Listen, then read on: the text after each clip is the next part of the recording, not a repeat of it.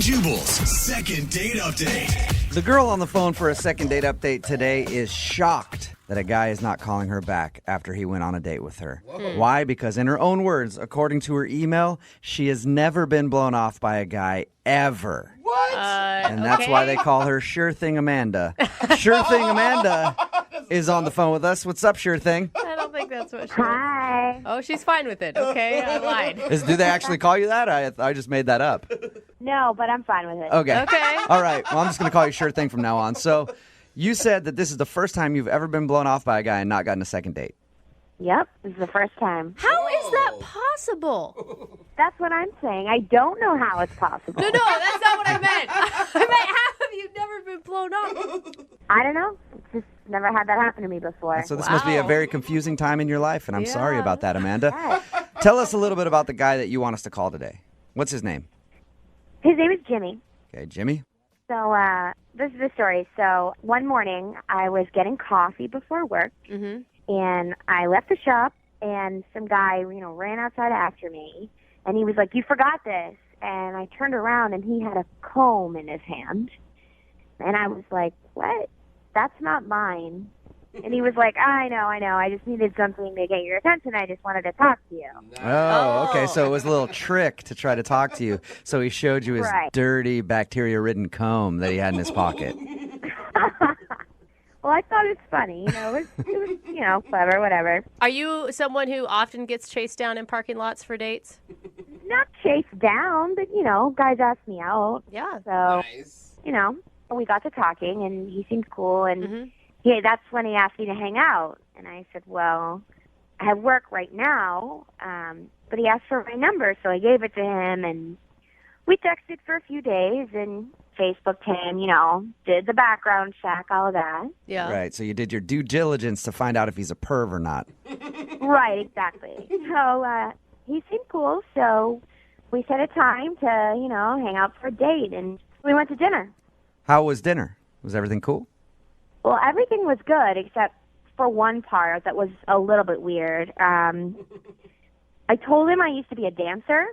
Oh, Nice. That's what I'm talking about. I know why you're always getting calls back. I get it. Not that kind of dancer. I danced for a sports team. I used to dance for a sports team. Oh, okay. Still. Well, that's not quite the caliber of dancer I was hoping for. That's what I was going to say. Maybe he's not calling you back because you're not that kind of dancer. Then. Well, but when I told him, he got this weird look after I said it, kind of like you guys did when I told you for the first time. It's understandable. And that's when I was like, oh, no, not that type of dancer. I used to dance for a sports team. Yeah. But then he seemed skeptical, like he didn't really believe me. So, I don't know, maybe he thought I was covering up that I really was that kind of dancer, but... Is that why you think he's not calling you back? Because he thinks you're a stripper? I don't know. It could be. It's the only thing I can think of. Are you insulted that a man thinks that you are a stripper? No, I mean, I told him the truth. Can I ask you a question, Amanda? Yeah? You don't sound like you're really that into this guy. Do you want to just do a second date update because he's the only guy never to call you back? Kind of, yeah. I don't blame you. That's fine. I am all for that. It's weird when somebody doesn't, call you back after a date. Yeah, I mean, I don't even need a second date. I just want to know why he called me. I mean, is that okay that I still do this? Yeah, absolutely. It is. Why don't you tell us how everything ended with him?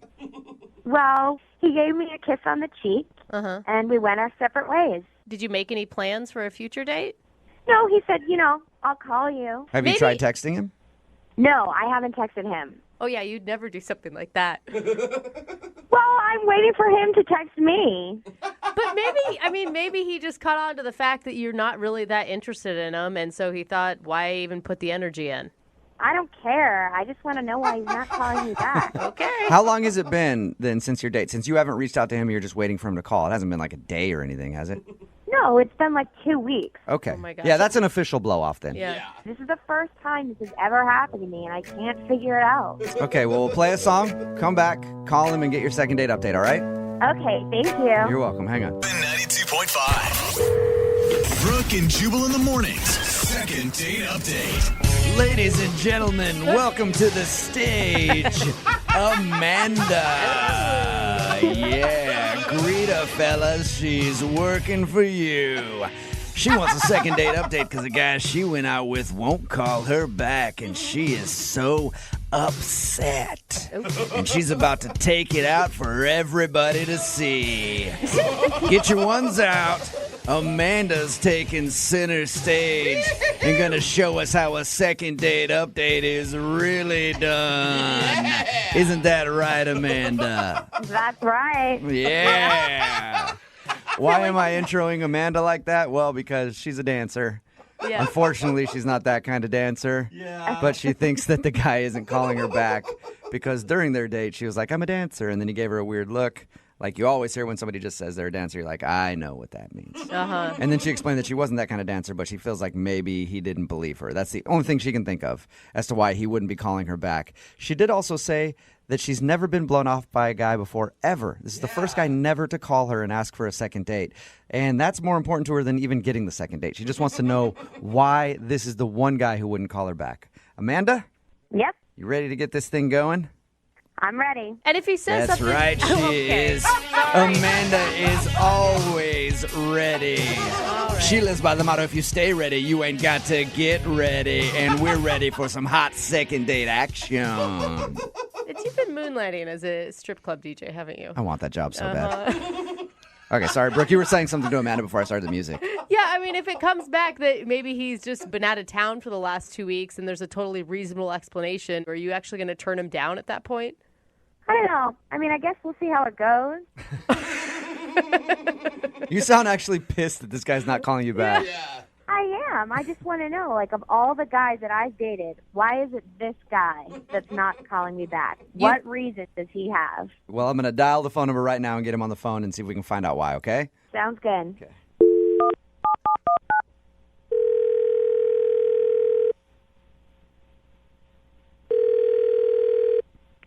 Hello? Hi, can I speak to Jimmy, please? Yeah, this is Jimmy. Hey, Jimmy, how are you? This is Jubal from Brooke and Jubal in the Morning. Who? Jubal from Brooke and Jubal in the Morning, the radio program. Why is a radio program calling me?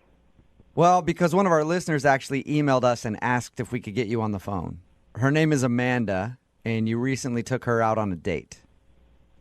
Oh. Okay. So Amanda Holy cow. emailed us and told us about your date. And she also said she really liked you a lot. And she's wondering why you're not calling her back. She said it's been like 2 weeks since you guys went out. She's been hoping you would call to ask her on a second date, but she's heard nothing. And she's wondering, is there... I bet she did. Whoa! What did you bet just she say? did. I said I bet she did. Why do you say it like that? Well, Amanda is, oh boy. Amanda is, she's something else. We talked to her, just to let you know, we talked to her. She told us about meeting you. Thought it was really cool the way I'm you... sure she did. She didn't sound like anything that... I mean, Can I say she's a real pisser on the air? Sure. What do you mean by that? Like she had problems? She's a nightmare. She's a nightmare? Did you say she's a nightmare? She was a nightmare. Why is she a nightmare? Well, what did she tell you? She just said you guys went out to dinner and had some good conversation, ended the date with a kiss on the cheek, and she was hoping to hear from you again. That's pretty much it. Yeah, well, okay. Amanda is a very attractive woman, but I could tell everything about her from her food order. What do you mean? Like she's a vegetarian and you just can't stand those people? Like I feel the same. Oh, it's a lot worse than that. Okay, well, what could be worse? So much worse. What did she do just ordering food that pissed you off enough to, like, call her a pisser or whatever? Well, let me give you a blow-by-blow description. She started off by asking for bottled water, no ice, and it couldn't be tap water.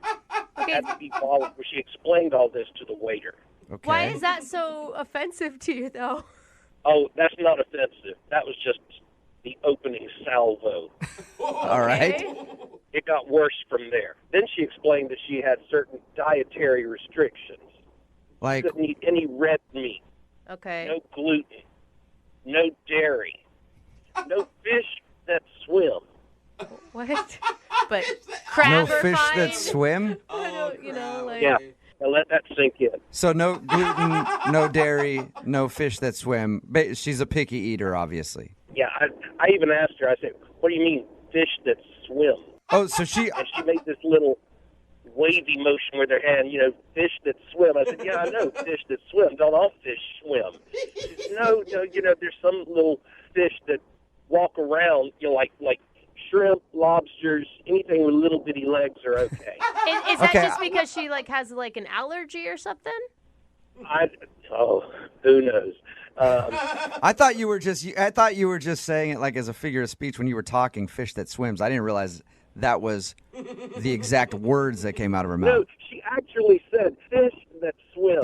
I was going to just take it at face value, but she went on to explain to me that fish that swim have a higher mercury content, and so if you eat fish that swim, you're slowly killing yourself. You sound really upset about this. I wanted to eat a whole fish right then. Okay, so is it...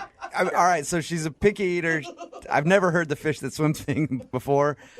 Why not? Me either. Why not go out with her on a second date, though? Is that the only bad thing? Well, wasn't that enough? I don't know. I mean... This girl is high maintenance. Okay, Yeah. it's a high maintenance issue. Can I ask, because I'm just curious, what did she end up ordering for dinner? I don't know, some sort of salad with water dressing. You know something about her? Water dressing. With water dressing. So we talked to her about your date, and she didn't mention her dietary restrictions. But she did also say you're the only guy that has ever not called her back for a second date. You know that? Yeah. That's kind of hard for me to believe. I can't imagine all the other guys in her life have put up with that. Oh, my gosh. You know what, Jimmy? Thank you for being honest with us, man. I appreciate it. No problem. And now I feel like I must be honest with you because Amanda is actually on the other line listening to this conversation. Hey, what? Yeah, I am here, and I'm hearing what you're saying about me. Oh. Hey, Amanda. I care about what goes in my body, and obviously you don't. It's not high maintenance. No, I was caring about what went in your body in a completely different way than what you were thinking about. Oh, sir. Thank you for taking the words out of my mouth, Jimmy. I was Wow, hoping I didn't have to Jimmy. make that joke. You're a jerk. Dude, Jimmy, I will say, to stand up for her, what do you expect? The hottest girl you've ever seen to then go down a cheeseburger? Thank You can't have that body that she probably has and also mow down on cheese fries all the time. Look, haven't you ever heard the phrase, no matter how hot she is, there's some guy that's just tired of her Yes, I For have. your information, I didn't even want a second date. I literally just wanted this to happen to find out why you didn't call me back, why you were such a jerk.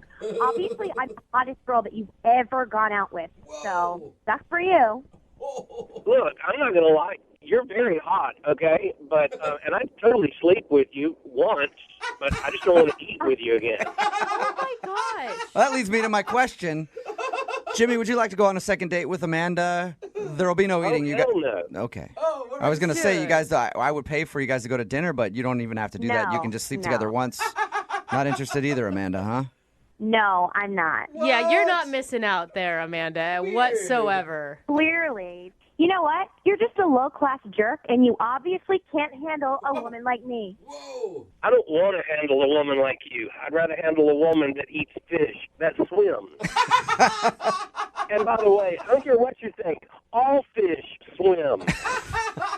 Well, this was definitely not a successful second date update, but we can about today's second date update. But most of them missing the point Yeah, it's a big of debate actually right what now. was going on in the second date update because most of the text messages that we're getting in are just wanting dates with either party, the guy or the girl from the second date update. Yeah. Text in like this at 78592. That southern accent is so sexy. You can give him my number. Another text at 78592 that says, tell her to hit me up.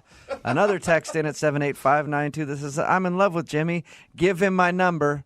LMAO. So everybody wants Jimmy's number. Jimmy did have a southern accent, but I It guess doesn't nobody could take pay much. attention to what was actually going on in the second date update. They're just like, he's dreamy. If you missed the second date update, this girl Amanda wanted us to call a sexy guy named Jimmy. Apparently, we know why she wanted him to call her back, because apparently he's the sexiest man on the planet, according to the text messages And the at 78592. And we got him on the phone, and the reason that he wasn't calling her back was because when they were out eating, she said, I have very strict dietary needs, and I don't eat any fish that swims. And that made him angry. And people are also pissed at her for that, because they're like, those are crustaceans that don't swim. All fish swim. I feel like there's a lot of marine biologists that listen to the show. It We're was- getting a lot of technical. It was one of those ridiculous things that people say, I only eat purple fish, and only the ones that don't swim, and the ones that can blink. Can fish even blink? I didn't think they could. Yeah, there's two fish that can blink, and I eat only those ones. Yep. And she said it was something about the mercury in the water, and the fish that swim, I according to don't her, think she knows anything. have higher levels of mercury. I don't know. She's just trying to sound Apparently, smart, it just comes down to him not wanting to go out with somebody who's a picky eater. Yeah. And a little bit high maintenance. Yes, definitely. It's like when you go out with somebody who's like, I'm a pescatarian. Yeah. Whatever. You eat a little bit of meat. You eat fish. Yeah, you eat fish. But anyway, he didn't want to go out with her again. He said no, but he'll be fine because he's getting tons of text messages in at 78592 from people who just want to go out on a date with him because he had a southern accent. So I'm not worried about Jimmy. I am, however, worried about Amanda, that she's not going to be able to find anything to eat in the near future. Yeah. It's like, now I can't even eat the fish that walk. So I don't know, or the vegetables that grow. I'm not going to eat them anymore either. Remember, if you want a second date update, all you have to do is email the show, and we will call the person who didn't call you back. If you'd like a second date update, all you have to do is email us, Brooke and Jubal at moving925.com. We will call the person that didn't call you back. Today's second date updater actually knows that something went kind of wrong on their date. Oh, really?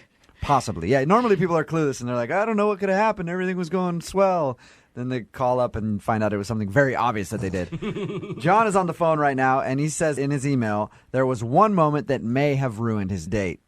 What does that mean exactly? Well, it wasn't one of my proudest moments, but I think I may have reacted poorly. Huh. Before we get to that moment, what girl are we talking about? Her name's Colleen. Colleen. John, your email said that you were the most comfortable you've ever been around another human being with Colleen. Oh, God. Wow. Oh, God. What does that mean exactly? We connected, and it was fun, and we walked around, people watching and just talking, and it was awesome. So you went for a drink, you went on a walk. When was the moment that you think ruined the date?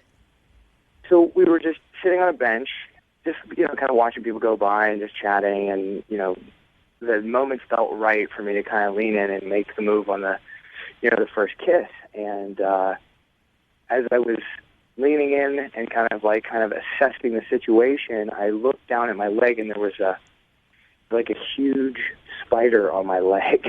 Oh. All right. So did you freak out?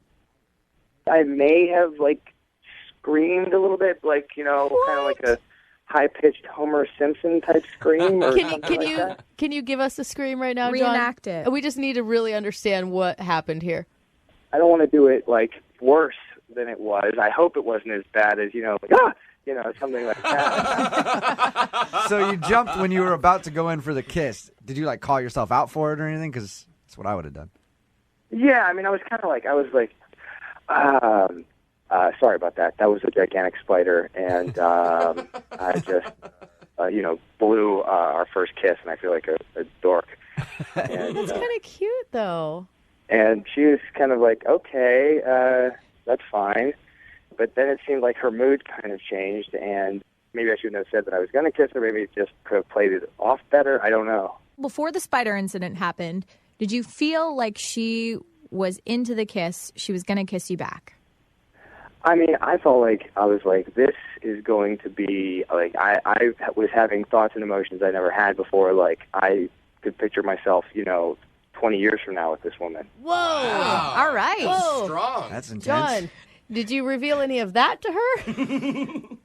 No. That's, Okay. I think that would probably be bizarre and that would be scary. Yeah, I'm glad you didn't do that. That'd be worse than a spider for sure. But you didn't ask her permission to kiss her or let her know that you were going to do that?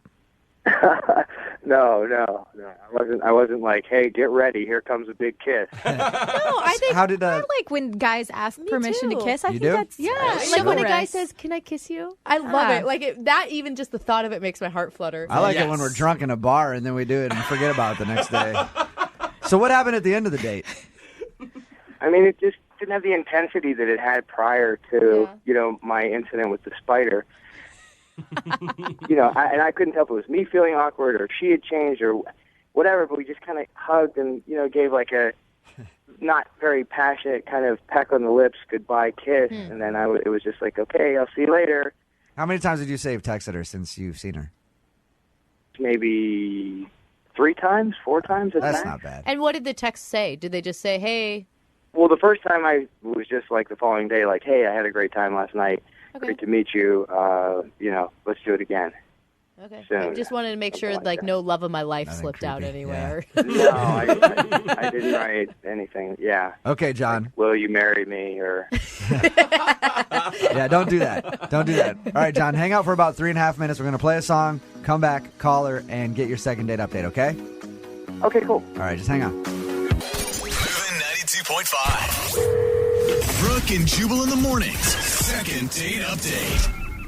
In case you're just joining us, we're in the middle of a second date update with John, who took a girl out named Colleen. They just kind of walked around the city and had fun, people watching, talked for hours.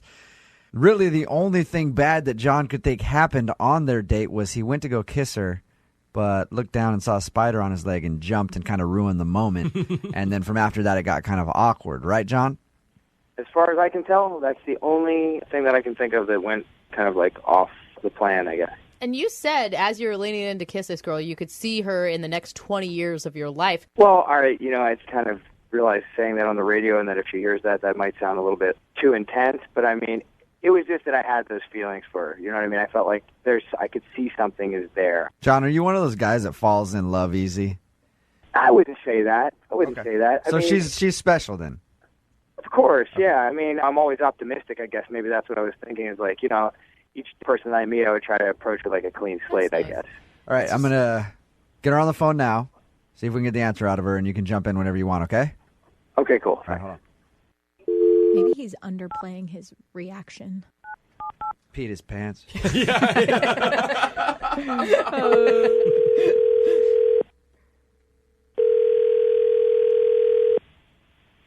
Hello.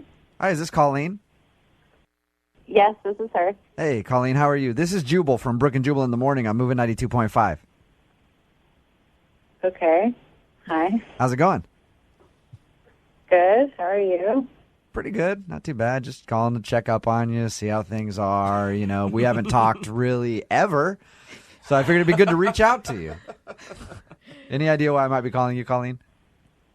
No, Colleen, do you listen to the show? not really. Okay. Is that why you're calling?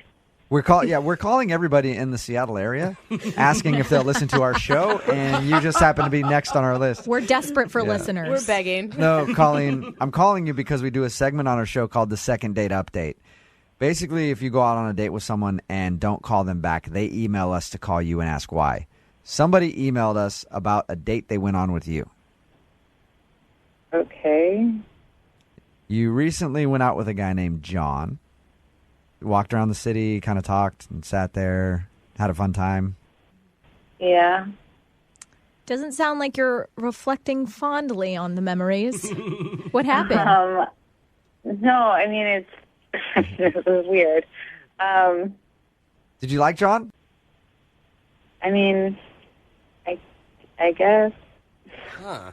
He said there was a moment that he went to go kiss you, and then there was a spider on his leg, and he kind of jumped and made a weird squealing noise. Did that ruin it for you? No, it has nothing to do with that. Okay. I knew it wasn't going to be the spider. What is it, Colleen? Tell us. There's just like this thing about him that puts me off, and I mean, it's embarrassing. I don't know if I should really talk about it. Is it embarrassing for him or is it embarrassing for you? for him. Okay. With that being said, he's the one that emailed us. He wants the answer. So if it's embarrassing for him, he's willing to hear whatever it is. And maybe he needs to know. He needs to be aware of it so maybe he can fix it somehow. Okay.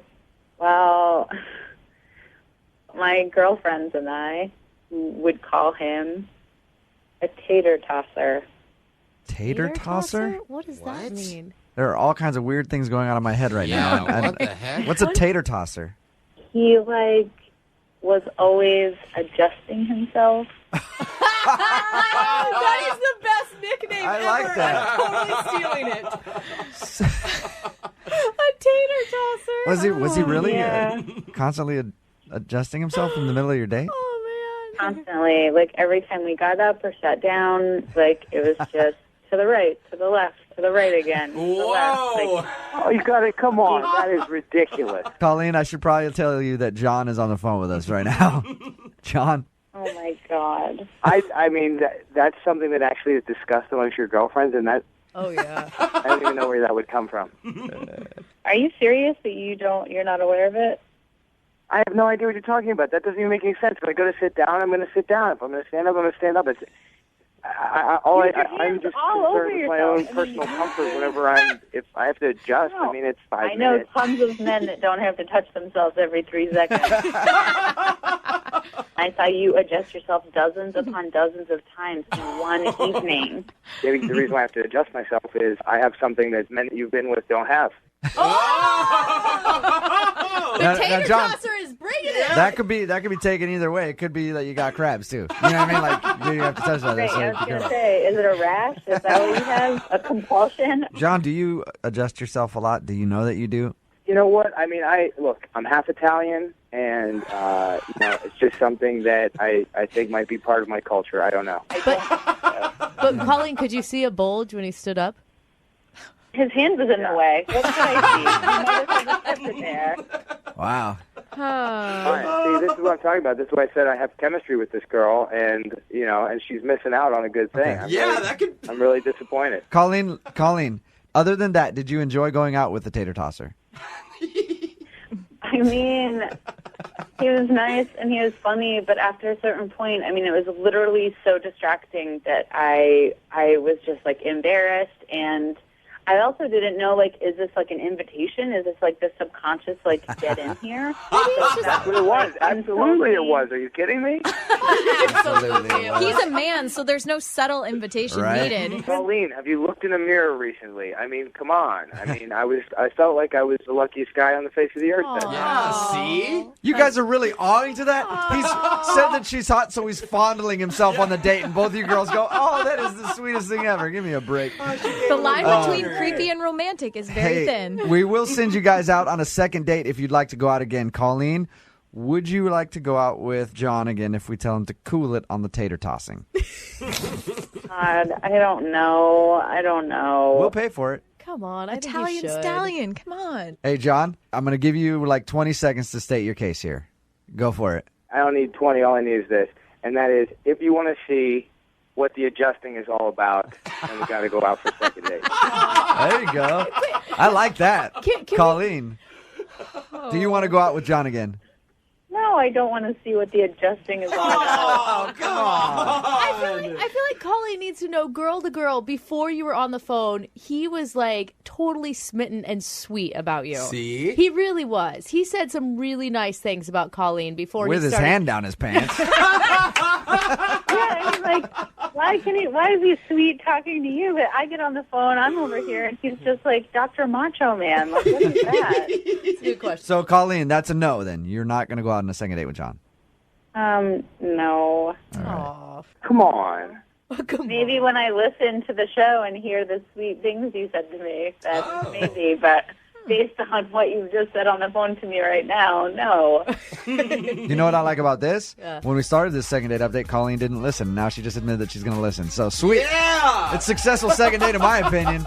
For today's second date update, a dude named Ryan is on the phone, and he went out with a girl named Lisa, and she's not talking to him after their date, which is standard for a second date update. But apparently, according to his email, she wasn't even talking to him on the date. So I don't even know why he wants to call her, but we'll find out. What's up, Ryan? How are you? Hey guys, I'm doing all right. How about you? That she's not like mute or anything, right? She's not mute. Okay. Your email said that it was kind of an awkward date for you? Yeah, it was all set up to be perfect, but it just turned out a lot worse than I planned it to be. How'd it get set up?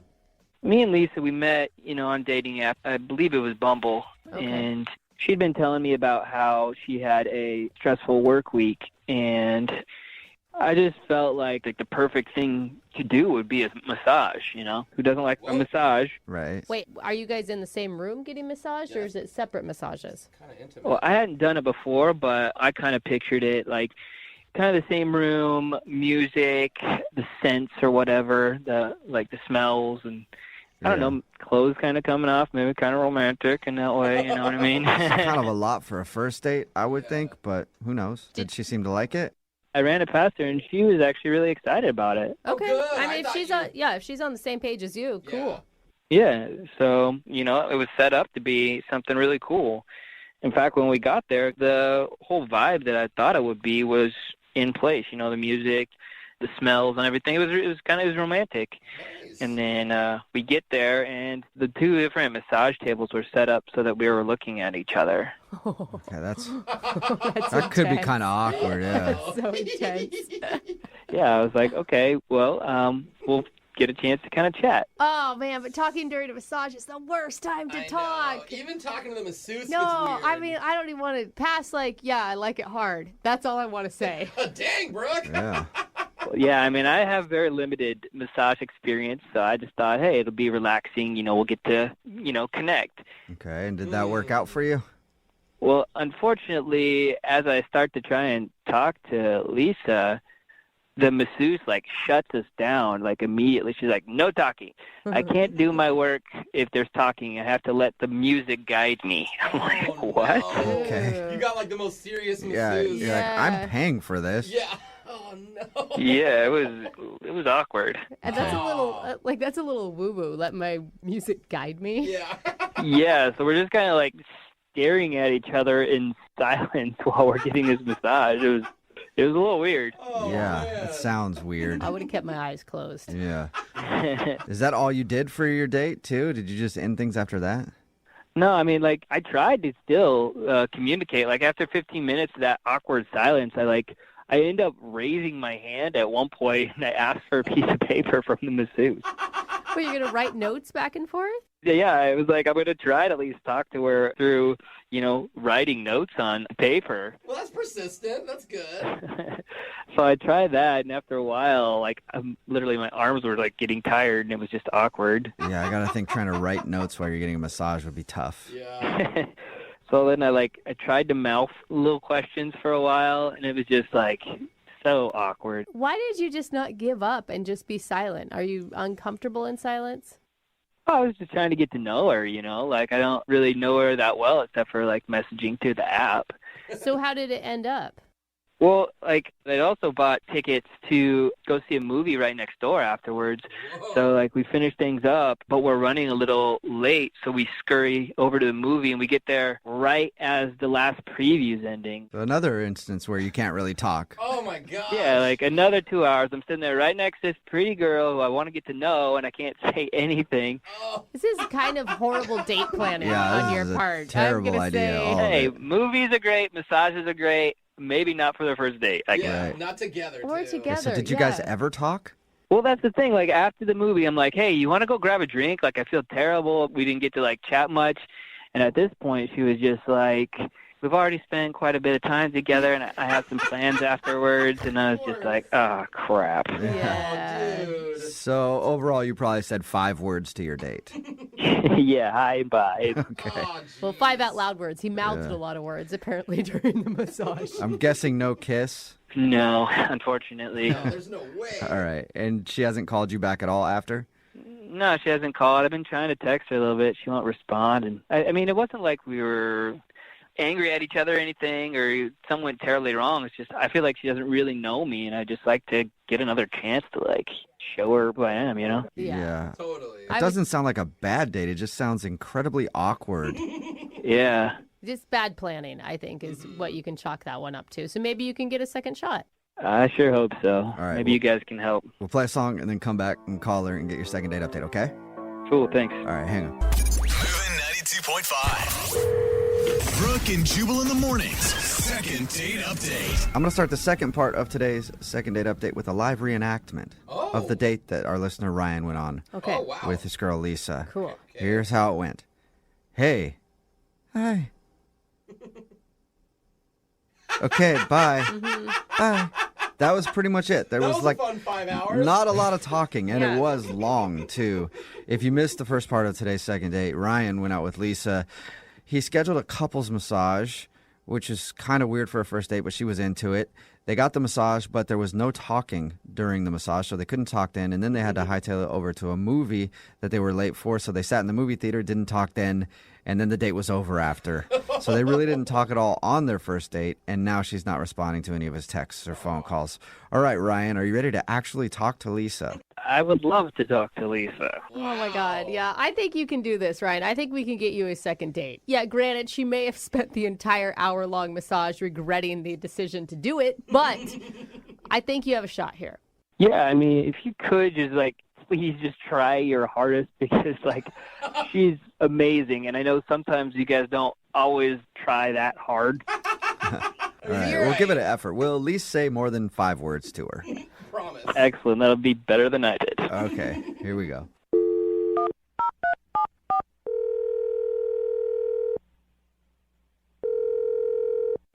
Hello? Hi, may I speak to Lisa, please? This is she. Lisa, how are you? This is Jubal from the radio show Brooke and Jubal in the Morning. Okay. You ever heard of the show before? I think I've heard it a few times. Sweet. Okay. Have you ever heard a second date update before? No. Okay. Well, I'll describe what that is, and that's the reason I'm calling you today. We do a segment on our show called the Second Date Update. That's where if you go out on a date with somebody and then end up not talking to them after, they can email us to get you on the phone and ask why. Any of this making sense yet? Good for those people, I guess. I don't... Okay. What if I told you you are one of those people? No, I didn't email you. Well, Oh, yeah, yeah. I know that. But somebody did email us about you. Wait, what? About me? Yeah. We got an email from a dude named Ryan. Oh, boy. Yeah? Do you Okay. remember? You remember you went out with Ryan? Sure, yeah. Yeah. And I'm assuming it probably wasn't the best date you've ever been on. Yeah, I mean, it was pretty disappointing. Yeah, it sounds like it. We talked to Ryan because he emailed us. He said that you're not returning any of his phone calls. I mean, he kind of knows that it was an awkward date. He told us about how you did the couples massage thing, you couldn't really talk, and then you went to the movie theater, couldn't really talk, and he thought the whole thing was awkward, and he wants a shot at a do-over. That's why we're calling. Okay. I mean, it was so awkward. Well, I mean, what did you expect, though, Lisa? I will say, when he said that he even suggested a couples massage for a first date, I mean, with a person he met on a dating app, I can't believe that you agreed to it, to be honest. We were all kind of thrown off. Yeah, I mean, I guess I kind of just assumed it was a very sweet gesture. We had obviously been talking, and it was a really stressful week. It is a sweet gesture. I mean, you still think that, right? Yeah, absolutely. It means he was listening to me, and he understood where I was emotionally, I guess. Right. But I don't know. It was odd, but I didn't want to just, put the kibosh on it. So I was like, Yeah. well, if we do that, then it's going to be weird, but then, then we'll go out to dinner or something and then be able to actually get to know one another. Okay. And that obviously didn't happen. He told us that you guys went to the movies and you couldn't talk there either, and then that was the end of the date. Was it worse than what he describes, though? Because what he describes is just awkward. It was. We had to, rush to the movie. We were late after the massage. So then there was really not even talking in between the two things. Yeah. So it just sounds like really bad planning. Yeah, I mean, bad planning, but I also just had this feeling like he didn't even want me to talk the entire time. What do you you think mean? he planned it all on purpose so you wouldn't talk? I don't know, because, I was just trying to find ways to connect, right? Uh-huh. And so at one point there was this cool special effects thing. So I leaned over just to be like, oh my gosh, how cool is that? Very quickly. Yeah. And he shushed me. So you didn't talk beforehand, and then you're at the movie and he actually shushed you. That's He rude. shushed me. And then I was going to say, like, I'm sorry, because I did feel like an idiot, because it's like, okay, well, we're in a movie. Sure. I shouldn't say anything. So then I go to say, sorry, I just wanted to talk, and he shushed me again. Oh, I couldn't even apologize. But maybe it's just a natural reaction. Like if you're sitting in a movie theater and someone's talking. Because he did say that he was trying to talk to you during the massage, that he was like mouthing words to you and even attempted to write a note. But that's weird. Like, I'm not going to pass notes back and forth as I'm getting my naked body rubbed down by another stranger. Yeah. There's a lot of strangers there. And it wasn't like he shushed me once. He shushed me twice. That's a rude thing to do. Yeah. And it's It is a weird little because rude. he said he was disappointed that he didn't get to talk to you very much. He didn't mention that he shushed you. Yeah, it was all very confusing, honestly. Was it like an amazing movie that he was super into? He must have been, but I wasn't talking through the whole movie. I was just trying to make one little... Oh, sorry. Oh, thank you. It is so rude. Habit, I guess. Oh, man. At least I can understand why you're not calling him back then. But he is on the other line and actually wants to talk to you. He really does. What? Yep. Ryan's on the other line listening and wants to talk to you. Ryan? I'm here. Look, the whole shush thing kind of was on you. I mean, you did try to talk to me during the most exciting part of the whole movie. I mean, before or after, like, that's cool. We can say something here or there, but during, like, the climax of the movie, come on. It was almost 3 hours where we hadn't spoken. Ryan, that's what you're coming with? Is it's on you? Yeah, it should be I'm sorry. Yeah. Well, hey, hearing her now, like, saying she was into the movie, she was going to comment on the movie, I thought she was, like, trying to bring up something right at that point. I'm like, I get into movies. I'm sorry. We had been in silence for hours. I was just trying to establish, like, a little connection, just a little bit. I get it now, and I apologize. Maybe I shouldn't have done that, but, like, other than that, like, did you like me? Did you have fun? I don't know how I'm supposed to respond to this. How would I know if I liked you? Other than the fact that you told her to shut up.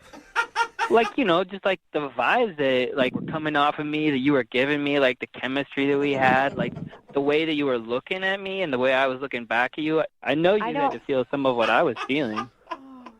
I feel like, I guess I'm confused because we barely looked at each other either, because my face was down for the massage in a hole, and then we're at a movie looking at a screen. Well, I mean, when I was mouthing the words, you were looking back at me when I was trying to mouth the words. Yeah, no, you're right. When you were mouthing words to me, I was very excited and turned on by that, trying to figure out what you were trying to mouth. Perfect. No, I think she's joking, Ryan. I don't think she's serious about that. I mean, Ryan, at first you sounded like a sweet dude, and now you sound like a guy who just doesn't get it and maybe didn't want her to talk. I don't know, a little pushy. No, look, like, that's not it. Like, I totally wanted her to talk. Like, we were just in a bad situation. Like, well, let's talk, like, right now. Let's have a date right now. Let's, like, I know we're not seeing each other in person, but, like, let's use this time. What? And, like, let's date. I don't think we have time for you to go on a date right now. Oh, I'd like to hear it. Ryan. On the air. No, come on, let's give it a chance. Why not? Let's pretend like we're at a nice restaurant, like there's candles, like the lighting's dim. We've already ordered a really nice appetizer. It's on its way. This is not how this... Like, no, I mean, like, where did you grow up? What do you like to do for fun? You're actually trying this, huh? Where do you grow up and what do you like to do for fun? It is kind of cute how he's trying. So, Lisa? We're on a radio show. I don't know. This is so weird. I think you need to be more open-minded, Lisa, and answer the question. Come on, bro. Yeah, Lisa. Open-minded. What kind of TV shows do you like? I can't. I'm not going to do this right now. Oh, man. Just go out on another date with me. Come on. Oh, there you go. All right, Lisa, would you like to go on a second date with Ryan? We'll pay for it, and then you can have this awkward conversation in real life.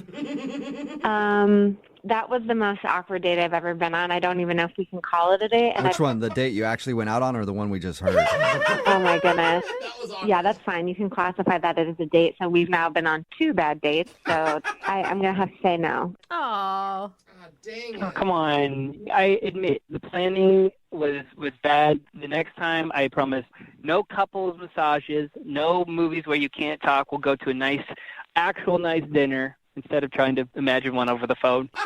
And you're not going to take me to the library, are you? Yeah. That'd be amazing, actually.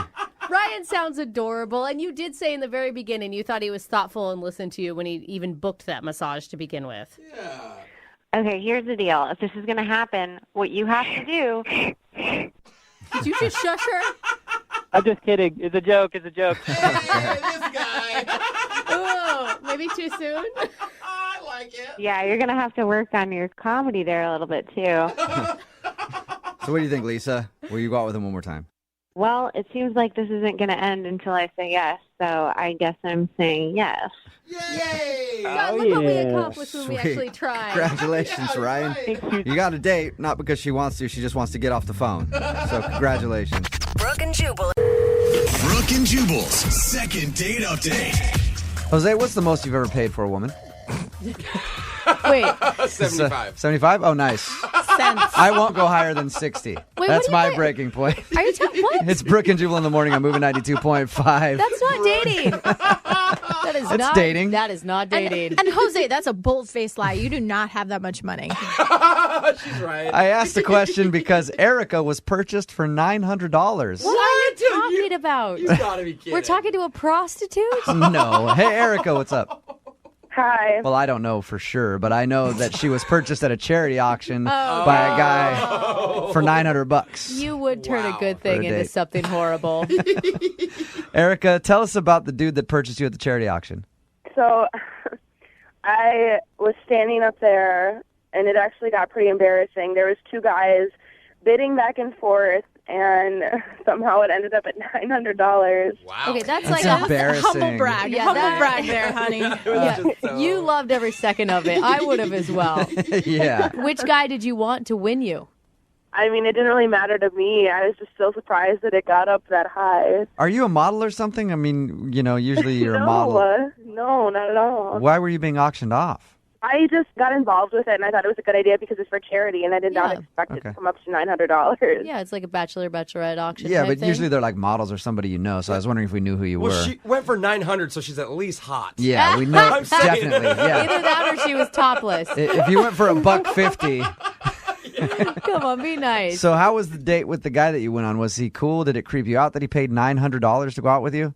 Well, at first I totally thought he was going to be like a total loser, like a D-bag. I don't know. I just thought anyone who would pay $900 for a girl couldn't be that, interesting to talk to. Right. And we went out for drinks, and he actually ended up being really, really cool. We went to this club, and he actually even got me out of my comfort zone, and he got me to dance, and I'm not a good dancer, and we were talking about stuff all night, and it was not awkward at all. It went great. So you went into the date really closed-minded. What changed it? What did he do to, change your mind? I think the turning point was probably around the middle of the night. He just started talking about how ambitious he is, and he was talking about, things that he wants to accomplish, and he's very goal-oriented, and I really liked that. And the fact that he had $900 to throw around to get a date with you doesn't hurt either, I'm sure. So after the date, did you guys kiss? Did you guys do anything like that? I mean, we had a goodnight hug and a goodnight kiss. Okay. Aw. So you got a hug and a kiss for $900. Oh, come on. That is a bad, For charity, that's a bad Jubal. investment. Again, bad investment. You do realize that charitable auctions aren't like brothels, right? If I'm paying $900, Oh you're my leaving the next gosh, morning and Jubal. making me breakfast. I am so glad that Jubal did not bid on you. That is all I'm saying. This guy was a gentleman. But what did he say? Did he want to see you again? I mean, I kind of joked about, did you want to give the money back? Was it worth it? And he kind of gave me, a courtesy laugh. Oh. And, I mean, That's not good. I think he was into it, but I'm Right. not positive. And, I mean, I've given him a couple texts, and I haven't got a response, so I really don't know what's going on. Did he initiate the kiss? It was kind of like a 50-50. Okay. Dude, what if the check he wrote to the charity bounced? Yeah. And he's embarrassed. He thinks you're actually not calling him for a date, but you're more like a bill collector. That's so messed up. And you haven't heard anything back from him? No, not at all. Okay. Okay. We're going to play a song, come back, call him, and get your second date update, okay? All right. All right, hang on. Moving 92.5. Brooke and Jubal in the mornings. Second date update. Hey, Erica? Yeah. You actually told our producer during the song that you want to pay this guy back the $900 What? that he spent on you at the charity auction? Yeah, I need to make it right, you know? I mean, I really like him, and if this is going to work out, there shouldn't be that, part of our relationship, you know? Is anyone missing?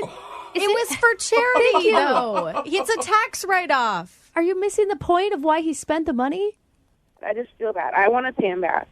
I think we So know, it's I think like we know you're why he paying- spent the money. Oh my And I think we know why he's not calling it her back. He didn't get what he wanted for the money. What? I'm so confused. If you're just tuning into the second date update, a guy actually purchased a date with Erica at a charity auction for $900. They went out, had a decent time, a little bit of a hug and kiss at the end, and she hasn't heard from him since. And Erica, just to clarify, he did write the check to the charity, not to you, right? Yeah, I know. I just feel bad. Okay, I don't know. You'd take the money, Jubal, if this girl wanted to pay you back? Of course. Basically, just a girl paying you $900 Yeah. to go on a date with her. Call the station right now. I got $900. We can go out. Okay, but you do want to go out with him again. Yeah, I really, really do. Okay. man. I'm going to call him right now. Ready? Okay.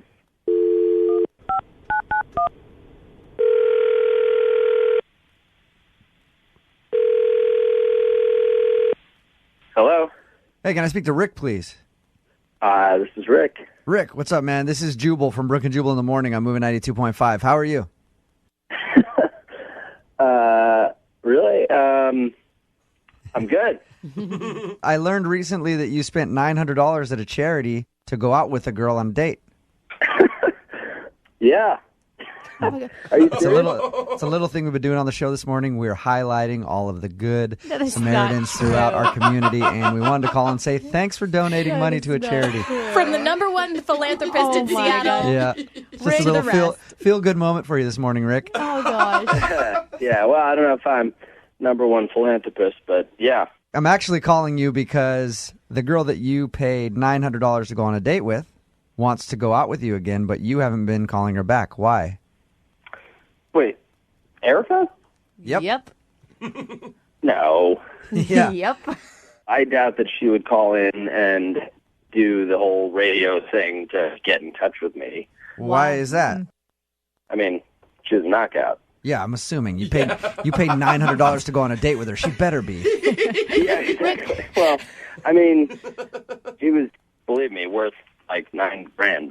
She was amazing. Rick, if you thought that she was so awesome, why aren't you getting back to her if she's texted you and stuff?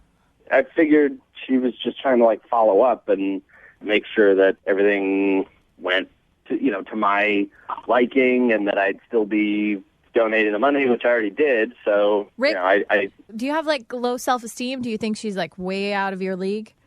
well, I mean, I don't think I have low self-esteem necessarily, but yeah, believe me, she is way out of my league. That's proving Lydia's point right there. No, on your date, though, Rick, did she seem disinterested? Is that why you got those clues, or is this something you're making up in your head? No, she didn't seem disinterested at all. I mean, she was easy to talk to. She was very sweet, and she was terrific. But I just figured, all right, well, I paid for this date, so this is kind of what it is. And So you feel like because you paid $900 at a charity auction for her to go out with you, she was just putting on an act, and that's what she had to do. not in a bad way, but yeah, like a little bit of a, hey, thanks for donating to the charity. Let's have fun. But believe me, she's not the type of girl Rick, I just want to shake him. You need to do what I do. Go to Bartell's, pick up some Old Spice swagger, Oh, God. and bathe in it for about a week, all right? So you felt like she was just obligated. It wasn't even that, believe me. Like, even if she did feel that way, she couldn't have been just sweeter and... So you think she's a good actress. She Hey, kissed you, Rick. Oh, my gosh. Rick, I should probably let you know that Erica is on the phone with us and heard everything you just said. Go ahead and say hi to Rick, Erica. Hi. Hey. That was the most flattering second date we've ever done, Erica. Yeah. Erica, were you putting on an act for Rick? No, I really want to go out with him again. I really do. I really liked it. I haven't had that much fun in a long time. Well, I mean, me neither, but I'm just surprised, I guess. Oh, my gosh. Why are you excited? Will you please tell Rick all the redeeming qualities he has? Because apparently he doesn't know any of them. I mean, you're handsome and you're really nice, and you got me to like get up and get out of my comfort zone and have fun. And I really enjoyed the talks we had, and it just felt very comfortable and right. It felt very right. Aww. I mean, that's how I felt too, but I figured it was kind of for the purposes of, us just having a nice night together and feeling like Rick, have some confidence, man. Seriously, everybody in this room is irritated with you. Erica, do you want to... He's like, of course you're irritated with me. Everybody should be irritated with me. That sucks. Nobody wants to go out with me again. Erica, you actually really liked Rick, right? Yeah, I really, really liked him. it's not that I don't believe you. I don't know. I'm just taken aback. Shocked. Are you not interested? Oh my God. What? Stop. Are you not interested in going out again? No, I am. I'm All right. absolutely interested. Rick, let me do it for you then. At this point, we'd like to send you guys out on a second date. We will pay for it. Really? Yeah? Would you like to go out with Erica again? Is this for real? The whole... Yes, this is real. I mean, if this is a real thing, then... Rick. Let's recap real quick, okay? Erica's insanely hot. You paid $900 to go out with her on a charity date. She went out with you. She actually likes you so much that she had a radio station call you out of the blue and ask if you'll go out with her again, and you were still unsure. You can understand me just kind of trying to take the whole thing in. It's like it's like having a lottery ticket and throwing it away because you don't believe that you're that lucky. Well, that is kind of what it feels like, but I won't throw... I mean, of course I'll go, yeah. You do it? Cash in the lottery ticket. I'm cashing it in. Yes! Well, ask her out then, Rick. Erica, do you want to go out with me again? Absolutely. Yes! All right. Well, we will send you guys out. We'll pay for the date. I'm glad that we finally got you guys to agree to go out. All right. No, I appreciate it. Hopefully I won't blow it again. You didn't blow it in the first place at all. What are you talking about? Brooke and Jubal in the morning. Got an email into the show for a second date update from a friend of the program, somebody who's been on a few times. There's that noise. No way. Now, you know what that means? That means that Hailstorm is back. Yeah. What's up, Hailstorm? Hey, how are you guys? What's going on? Oh, I miss you guys. I haven't talked to you in so long. I know, it's been a while. How do you like being on the show? Haley, everybody just makes fun of you afterwards. No, they don't. Oh, my God. No, they don't, Hailstorm. If you are unfamiliar with who Haley is, she goes by Hailstorm. She's been on the show a few times before. She's had some problems with some photographer dudes trying to take her picture for Instagram. We helped her out with that. And now she wants to do a second date update. Yeah. Oh, my gosh, you guys. I think I found him. I really like this guy. And he's not a photographer. That's God, good to know. That is the first smart thing you've done in a while. I'm glad you've moved on from the photographers. What's this guy do? Well, he is a bartender. His name is Derek. Okay. So hot. Oh, my gosh, you guys. How did you meet Derek? So I went to this bar with my girls, and he was the bartender there. And he was, giving me free drinks all night. He gave me, 3 Red Bulls vodka and, 3 cranberry vodka and 3 Diet Coke and vodka. He was the vodka fairy all night. The vodka fairy. Haley, before we get any further, please tell me that you guys actually went out on a first date and this isn't what you consider your first date with him. Well, later on, it was the first date, later that night. Okay. What does that mean? You went home with him? Yeah. Well, hold on. Let me tell a story, okay? Okay. First of all, I, have to describe him because he's, so hot. He looks like he could be in a band because he has all these, tattoos on his arms. He looks, so tough and, oh, my gosh, he's so hot. Okay. Did you get a lot of time to talk to him at the bar while he was giving you free drinks, or was he just busy? And Sort of. He was like really busy, but like he kept checking in on me and like he would like wink at me or like touch my hand when he was giving me the drinks. He was just being like very flirty, like very sweet and just super into me, which like I can't blame him. Duh. Like, yeah. I do applaud your confidence, Haley. Thank you. Anyway, after like my girls were like all faced and like needed to leave, and so they left and I stayed because I was just like ready to hang out with this boy. Ready to pounce on the bartender. Had he asked you to hang out at that point, or were you just lurking and hoping that he was going to? Well, he saw them starting to leave and he was like, "You're not leaving, are you?" And I was like, "No, of course not." And he was like, "Here's another Red Bull and vodka." Yeah. And like the bar started to slow down because it was getting later. So he had more time to stay and talk to me. And he was telling me about how he has this dream to own his own bar. And like he said to me, oh my gosh, it was so hot. He was like, if I ever had my own bar, I would use your silhouette on the sign. And I was like, yeah, you would. Really? That's high praise. I mean, if you wanted to use your image for his business.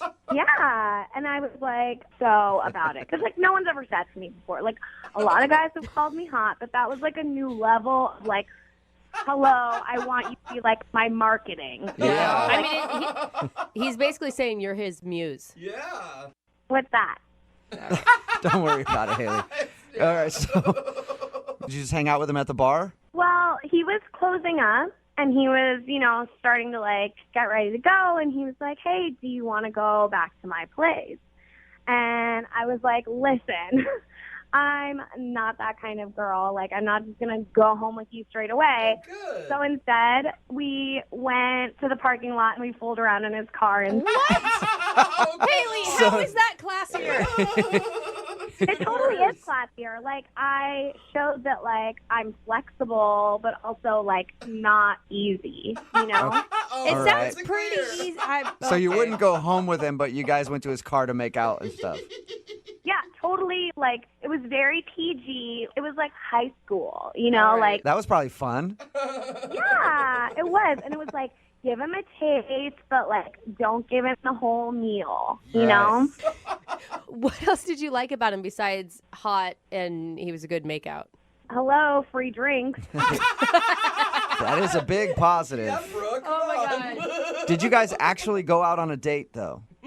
Who goes on dates anymore? Like, are you joking? I mean, this isn't the 50s. Right, I'm sorry.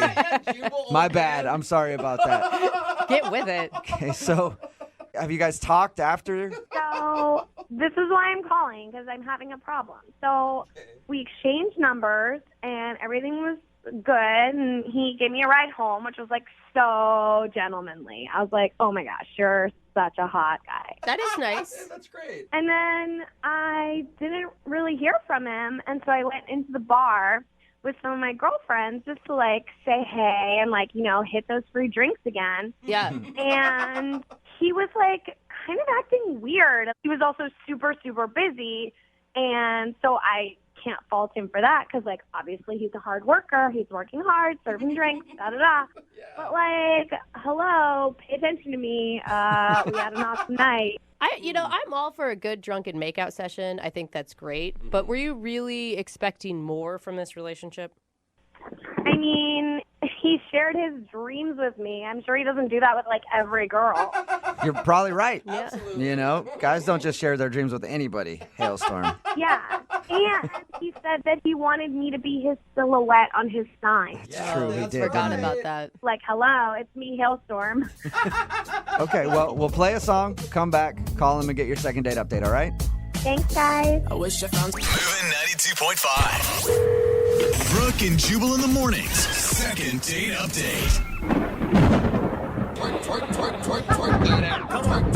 Yep, if you're just tuning in for today's second date update, that would be the theme music for Hailstorm. Her real name is Haley, but she goes by Hailstorm.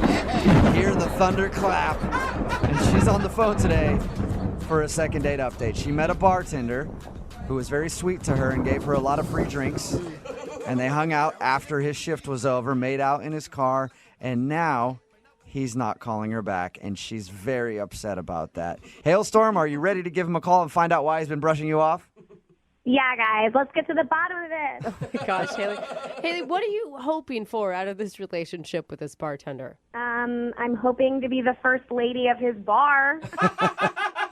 First lady. He's so freaking hot. He looks like a little rock star, and like I could be like his Kate Hudson, like when she was like married to that guy, that like rock star guy. Oh, yeah. I have no idea who you're talking yeah. about. But okay, cool. No. All right, well, I'm going to dial his phone number right now and see if we can get him on the phone, okay? Okay. All right. Now remember, you got to be quiet until I bring you on the phone. Can you? Okay. Can you do that? I don't know. Okay, well, try for me. Okay. Okay.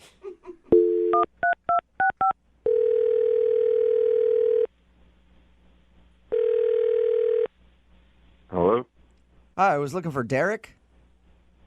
Yeah, this is him. Hey, Derek, how are you? My name is Jubal, and I host a morning show called Brooke and Jubal in the Morning. Excuse me? It's a radio show called Brooke and Jubal in the Morning. No way. Yeah, how are you, man? What's up? I'm good. And you guys? Not too bad. Hey. You ever listen to the show? On occasion. I mean, I'm a bartender, so sometimes either if I'm up late or for some reason up early. But, yeah, I know you guys. Okay. Well, I'm calling you today because one of our listeners actually sent us an email about you. About me? Yeah. They wanted us to get in touch with you because you're not calling them back.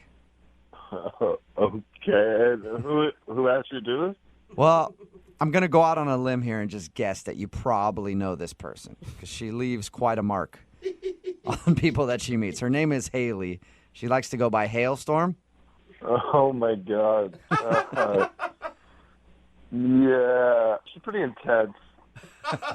That is one description that you could use. Yeah. Well, she emailed us because she said that you guys hung out one night, and now you won't text her back, and she said she even came into your bar the other day, and you kind of ignored her.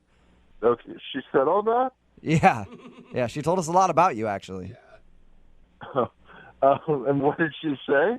Well, she said that you're a hot bartender with a bunch of tattoos and long hair, and you look like a sexy rocker. Yeah. She said, Would you deny that? Guess not. She also told us how you hooked her up with a bunch of free drinks, and then later on in the evening, you guys went out to your car and made out a little bit. All true. I can't deny any of that. And she was super pumped about meeting you because apparently you said that you're going to open up a bar someday and you want to use her as your logo. Well, okay. Yeah. All right. Hold on.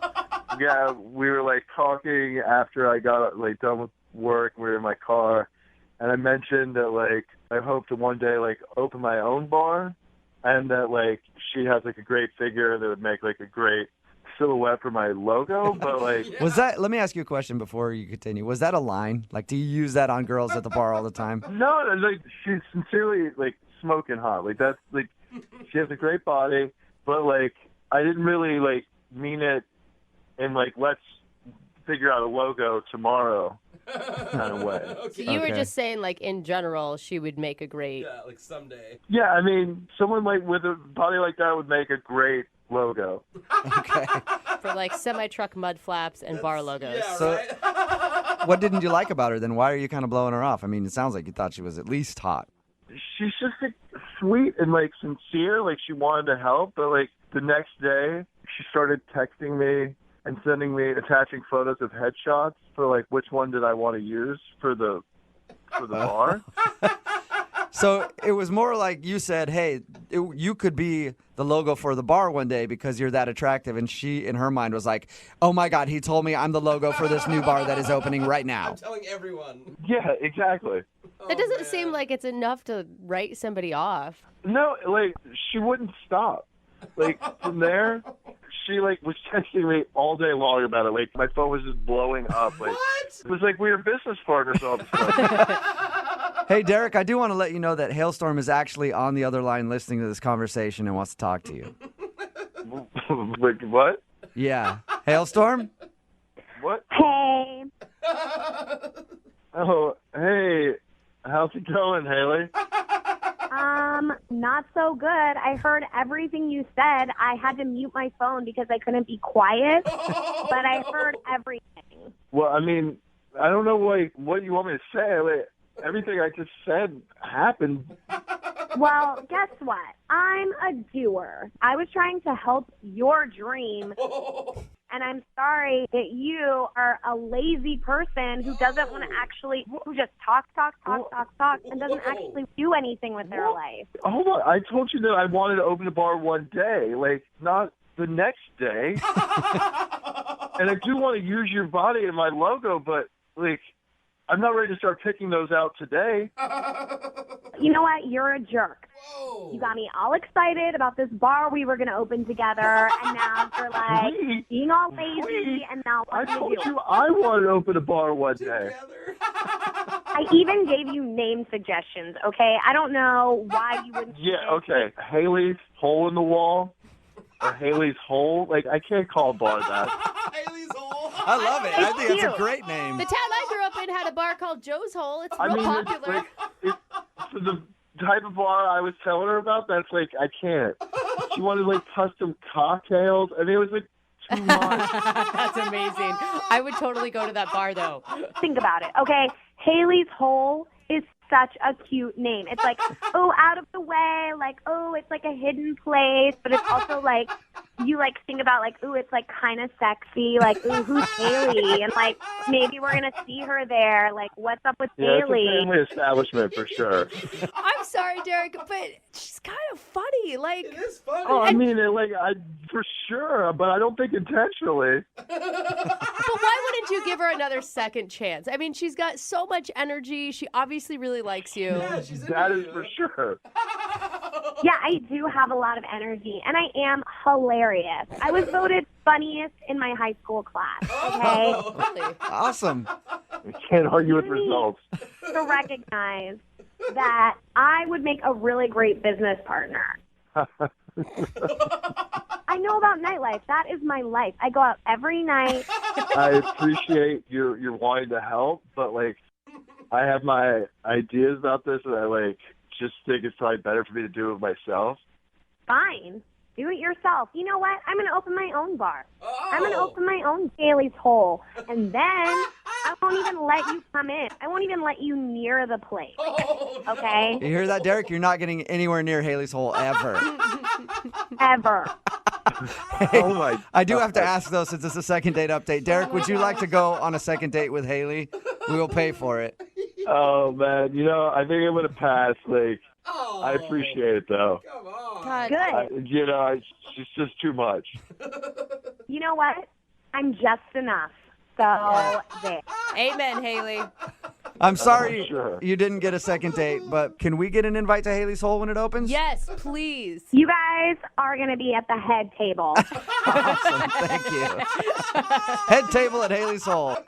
Brooke and Jubal in the morning. All right, that was a second date update with Hailstorm. And Hailstorm is actually on the phone to give us an update on that second date. So a second date update with Hailstorm coming up right after this.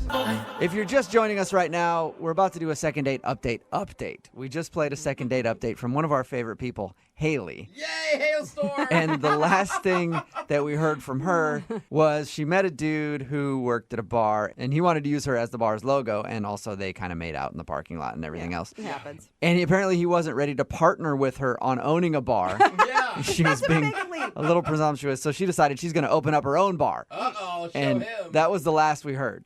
And we're about to get an update from her right now because she's back on the phone Yes. and wants us to tell us about the situation. So, ladies and gentlemen, welcome Hailstorm. Let me take a selfie. What's up, Hailstorm? Hey, Hey, what's up? How are you? I'm good. I miss you guys. Yeah, we miss you too. You're still one of the most popular people from the second date updates ever. Love you.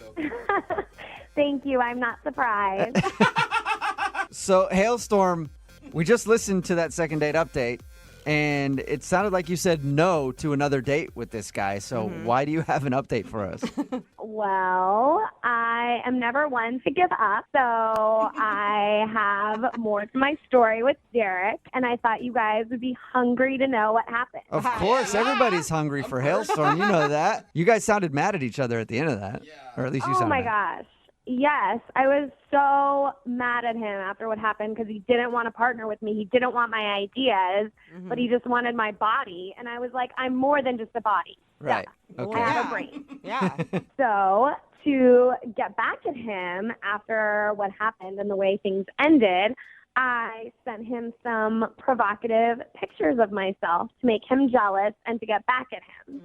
So as a revenge tactic, you sent him some pictures of yourself. That's an interesting way to do that. All right. And did it work? Did that like ruin his day?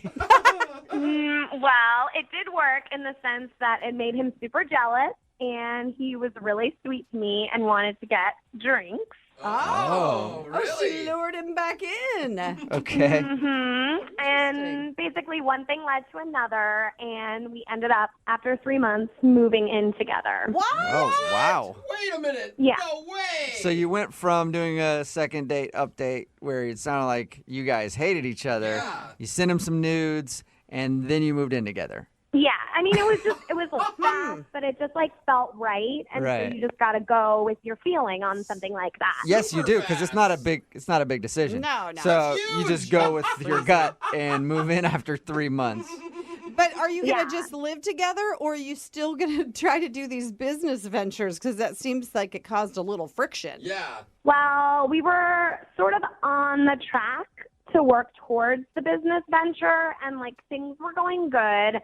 But, like, after a couple of weeks, he just got super boring. Like, he was just so lame. Like, he just wanted to, like, watch old TV shows and, like, go to bar trivia. And I was like, yo, Hailstorm is not about this, like, bar trivia life. She's about working on a bar stool and, like, getting crunk with it. Not, like, I don't care about knowledge. I want to, like, have fun. Yeah. You know? Yeah. Hailstorm wants to party, not sit at a bar and do trivia.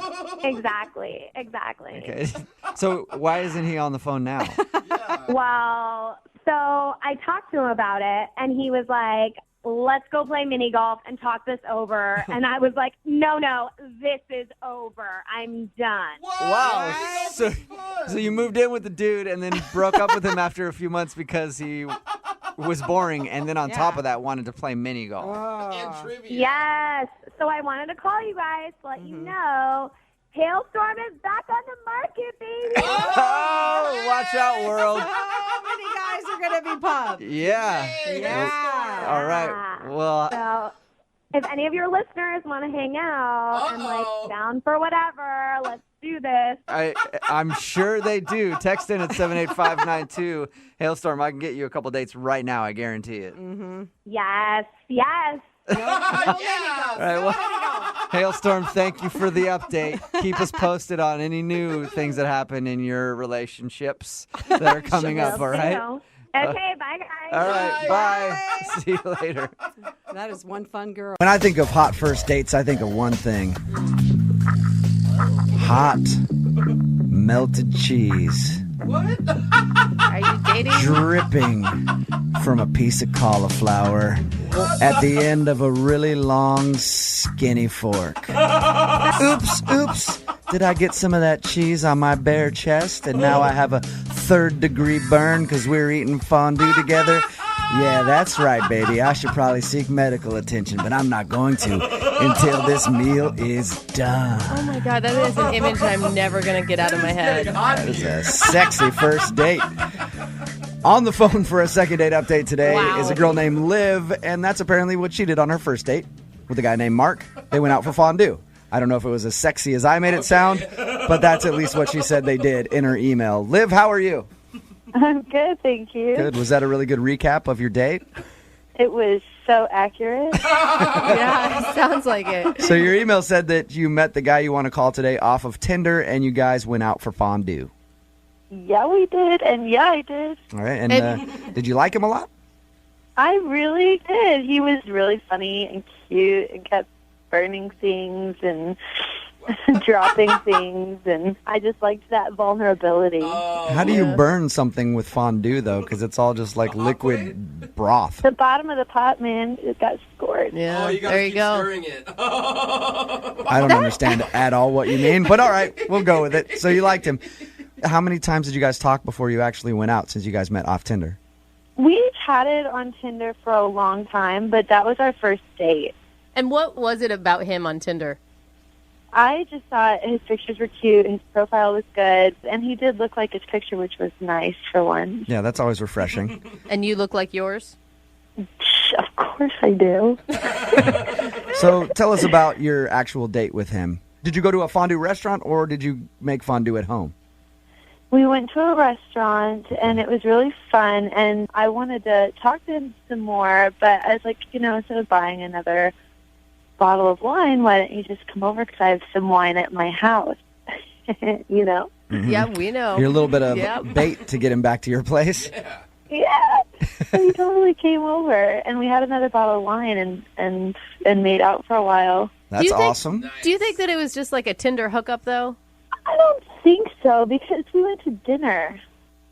Oh, because we ate food, so there was obviously Couldn't possibly something start. Well, did you guys hook up? You didn't. You just said you made out and drank wine. We did not hook up, but he could have if he wanted to. If he would have made a play for it. So did he not try at all? I thought that things were going to go in that direction, but he said he had to work early, and so he took off. But it was only like 9:45 when he left. Yeah, that is pretty early. Have you heard from him at all since? We were texting back and forth a little bit, and then I asked him when he wanted to go out again, and that's when I didn't hear from him anymore. Oh, that's the worst. Yeah. And When was he? you guys are texting and then you go, hey, let's go out, and then you get nothing back. It's not a coincidence. How many times have you pulled up that text message alone just to stare at it, going like, what did I say wrong? Shut up. A lot, yeah. Yeah. When he left your house, did he leave abruptly? No, he just excused himself. It was polite, but it was a little abrupt. But he was still flirting with you via text after that. Yeah, a little. A little bit until you asked him out, and then you got nothing. Yeah. And how long has it been since you heard from him? Since our text conversation, it's been about a week. About a week. Okay. And is there anything that you can think of that would make him not want to go out with you again? No, I mean, the date was good. I looked hot. It was good conversation, good smooching. I mean, like I said, I looked super hot. That's always a plus. Okay, well, we'll play a song, come back, call him, and get your second date update, all right? Okay, hang on. Moving 92.5. Brooke and Jubal in the mornings. Second date update. Liv is on the phone with us. She wants us to call a guy named Mark today. They met off of Tinder, went out, had some fondue, went back to her place, made out a little bit, and then at some point he said, I got to get up early for work, and left. And now she's not getting a call back from him. Liv, if you're as hot as you say you are, I don't understand why he's not calling you back, because Liv told us she's hot at least 4 times in the first segment for the second date update. Liv, since we talked to you just a second ago, are you still hot? Still hot and still modest. Still hot, still modest. I like that, Liv. Is there any chance that maybe if you were to redo this again, you wouldn't move so fast with the guy? Do you think that's what went wrong?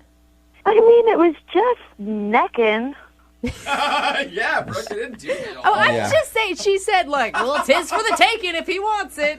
Yeah, I didn't announce that he could have gotten lucky. I just know that I was interested. Okay. All right, well, I'm going to call him right now, get him on the phone, and get your second date update, okay? Okay. All right, here we go.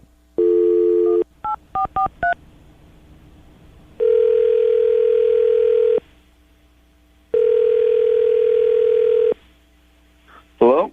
Hi, can I speak to Mark, please? This is Mark. Hey, Mark, how are you? This is Jubal from Brooke and Jubal in the morning. Jubal? Yeah. From what? Brooke and Jubal in the morning. I'm calling you because we recently got an email about you from one of our listeners. Really? Yeah. You recently went out with somebody and aren't calling them back, and they asked us to get you on the phone. Okay. Wow. Any idea who I might be talking about? Oh, man. Might her name be Liz? It might. Oh, man. Liv emailed us and said that you guys had a really good time, and she's confused Why you won't text or call her back? Oh, man, that is terrifying. Whoa. She doesn't understand why. Did you say it's terrifying if she doesn't understand why? Yeah, like that she doesn't understand why it's weird. What? Okay. Can you do us the favor and tell us why? She wants to know, and now I really want to know. Well, I mean, you know, we go to dinner. We go to a fondue place, which is cool. Cheese is fun, you know. And she's pretty hot. You know what I mean? Like, she's hot. We actually talked to her, and she did mention that she was looking very hot that night and that she's hot, and it's weird that you're not calling her back because she's hot. Yeah, it just kept going through my head, like, how is this woman single? Like, this is the kind of person you see with, like, a basketball player, like a professional basketball player. She's like really hot. She's super hot. She's sort of like dumb hot, you know? Is that why you're not calling her back, because you think that she's dumb? No, you know what I mean? Like, not literally stupid hot. Oh, but you mean makes like... you feel stupid when you look at them. Okay. Well, if she's so hot, then why are you blowing her off? I mean, I know, like, this is the thing people say, like, crazy eyes, but, like, she definitely had crazy eyes. Okay. Then why would you go back to her house? I mean, you know, my thing is, like, they're just sort of quirky and weird. It's like, all right, we can have sex once, but I'm definitely not going to, like, call you again. Well, once you got back to her house, what made you finally decide to leave? Because she told us that you guys were making out and you kind of shut it down early and went home. Yeah. I mean, honestly, that, like, the making out was fine. It was good. It was, like, a lot of energy. And then she stops, and she looks at me, like, those eyes, and she goes, oh, my God, I'm late. And at first I'm thinking, like, she's late for a period.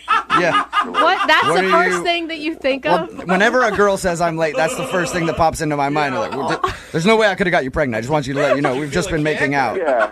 I didn't even care. I was just, like, going through, like, the boring, normal things that could have been. And then she, like, runs upstairs. She has a 3-story townhouse. And she opens the balcony, and she has this, like, it's like a bag of breadcrumbs. And she's just, like, sprinkling them around. And I'm like, what is going on? She's not saying a word, okay? And then all of a sudden these crows just start swooping in.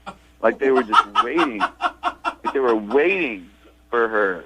Like, and I was just like, oh, my God, this woman feeds crows. So she was feeding the crows? Yeah. And she's like, I have to feed them. I have to feed them. I love them. I love my crows. They come and I feed them. I take care of them. A crow lady? That's weird. And she was talking to them, and she didn't even do, like, a weird baby voice to make it feel animated. She, like, used her normal voice to talk to them. So I was just like, this is weird. So after she fed her pet crows, did you continue to make out with her? I mean, she tried. You know, like, you know, she went in for it, and I was like, okay, maybe I can do this a little longer. But, like, this thought just keeps going through my head. It's like, she feeds crows. Yeah, she's got pet crows. I just don't want to, I can't stand by that behavior. You know what I mean? Like, I don't want to be a party. Like, hey, this is my girlfriend Liz. She feeds crows. Like, yeah. You know what I mean? All right, well, how would you handle it if I told you that she's on the phone listening right now? Are you serious? What? Yep. She's been listening to this entire conversation. Say hi, Liv. Oh, my God. Hi. What the hell is going on? You know, you didn't call me back, and so I really wanted to find out what was up. Yeah, I mean, I guess if you were listening, you just heard. Yeah, you could have told me instead of just ignore me. What am I supposed to say? You know, I think it's really unhealthy and strange that you feed natural scavengers that are terrifying and don't need your help. I really don't understand why crows bother you so much. The crows themselves do not bother me. Me thinking about myself dating a woman who feeds crows in the middle of the night bothers me. Crows come to me. I don't go to the crows. The crows come to me. That makes That's great. And I'm sure you're going to have an easy time attracting a mate who loves feeding crows. Don't you want to feed crows with some dude who, like, his name is Raven and he just gets it? He gets you. Guys, like, write Yeah, you poetry could together really about your learn crows. something from the crows because they're loyal creatures. They mate for life. They're beautiful. You have a lot to learn. We are not going to mate for life. We would argue for life. You know what, Mark? You're so judgmental, and you have to live with that. I am judgmental, and I do live with it because it helps me prevent myself from dating crow ladies. Mark, don't you think, though, I mean, for once, like, you have a hot girl that is interesting. For once?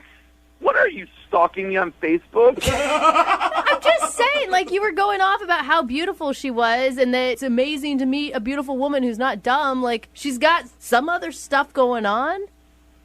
That is the most depressing description of dating someone. Oh yeah, she's beautiful, like, but you know, she's nuts, but like she's got a few things going on.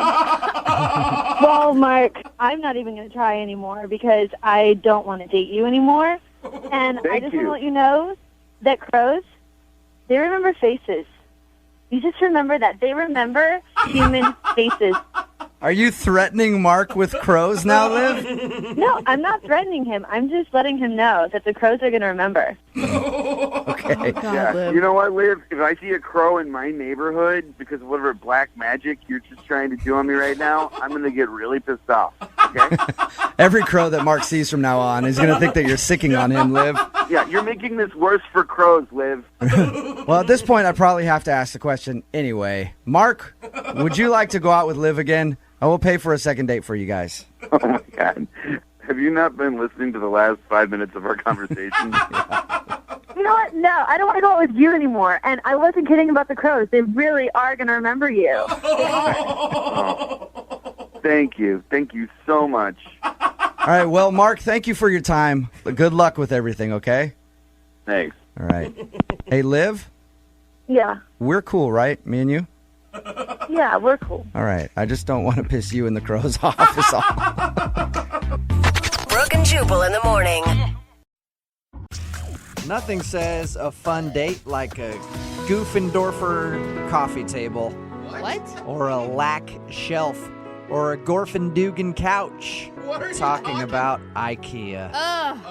The best place to have a first date. No way. I gave anxiety with the word IKEA. Well, if your name is Craig and you emailed us to do a second date update, you love going to IKEA on first dates because apparently that's what he did. No way. What are you doing, dude? No. Let me explain. So I met this girl on Tinder. Her name's Tammy. I thought she was really cute, and I kind of wanted to take her on like a different date than normal.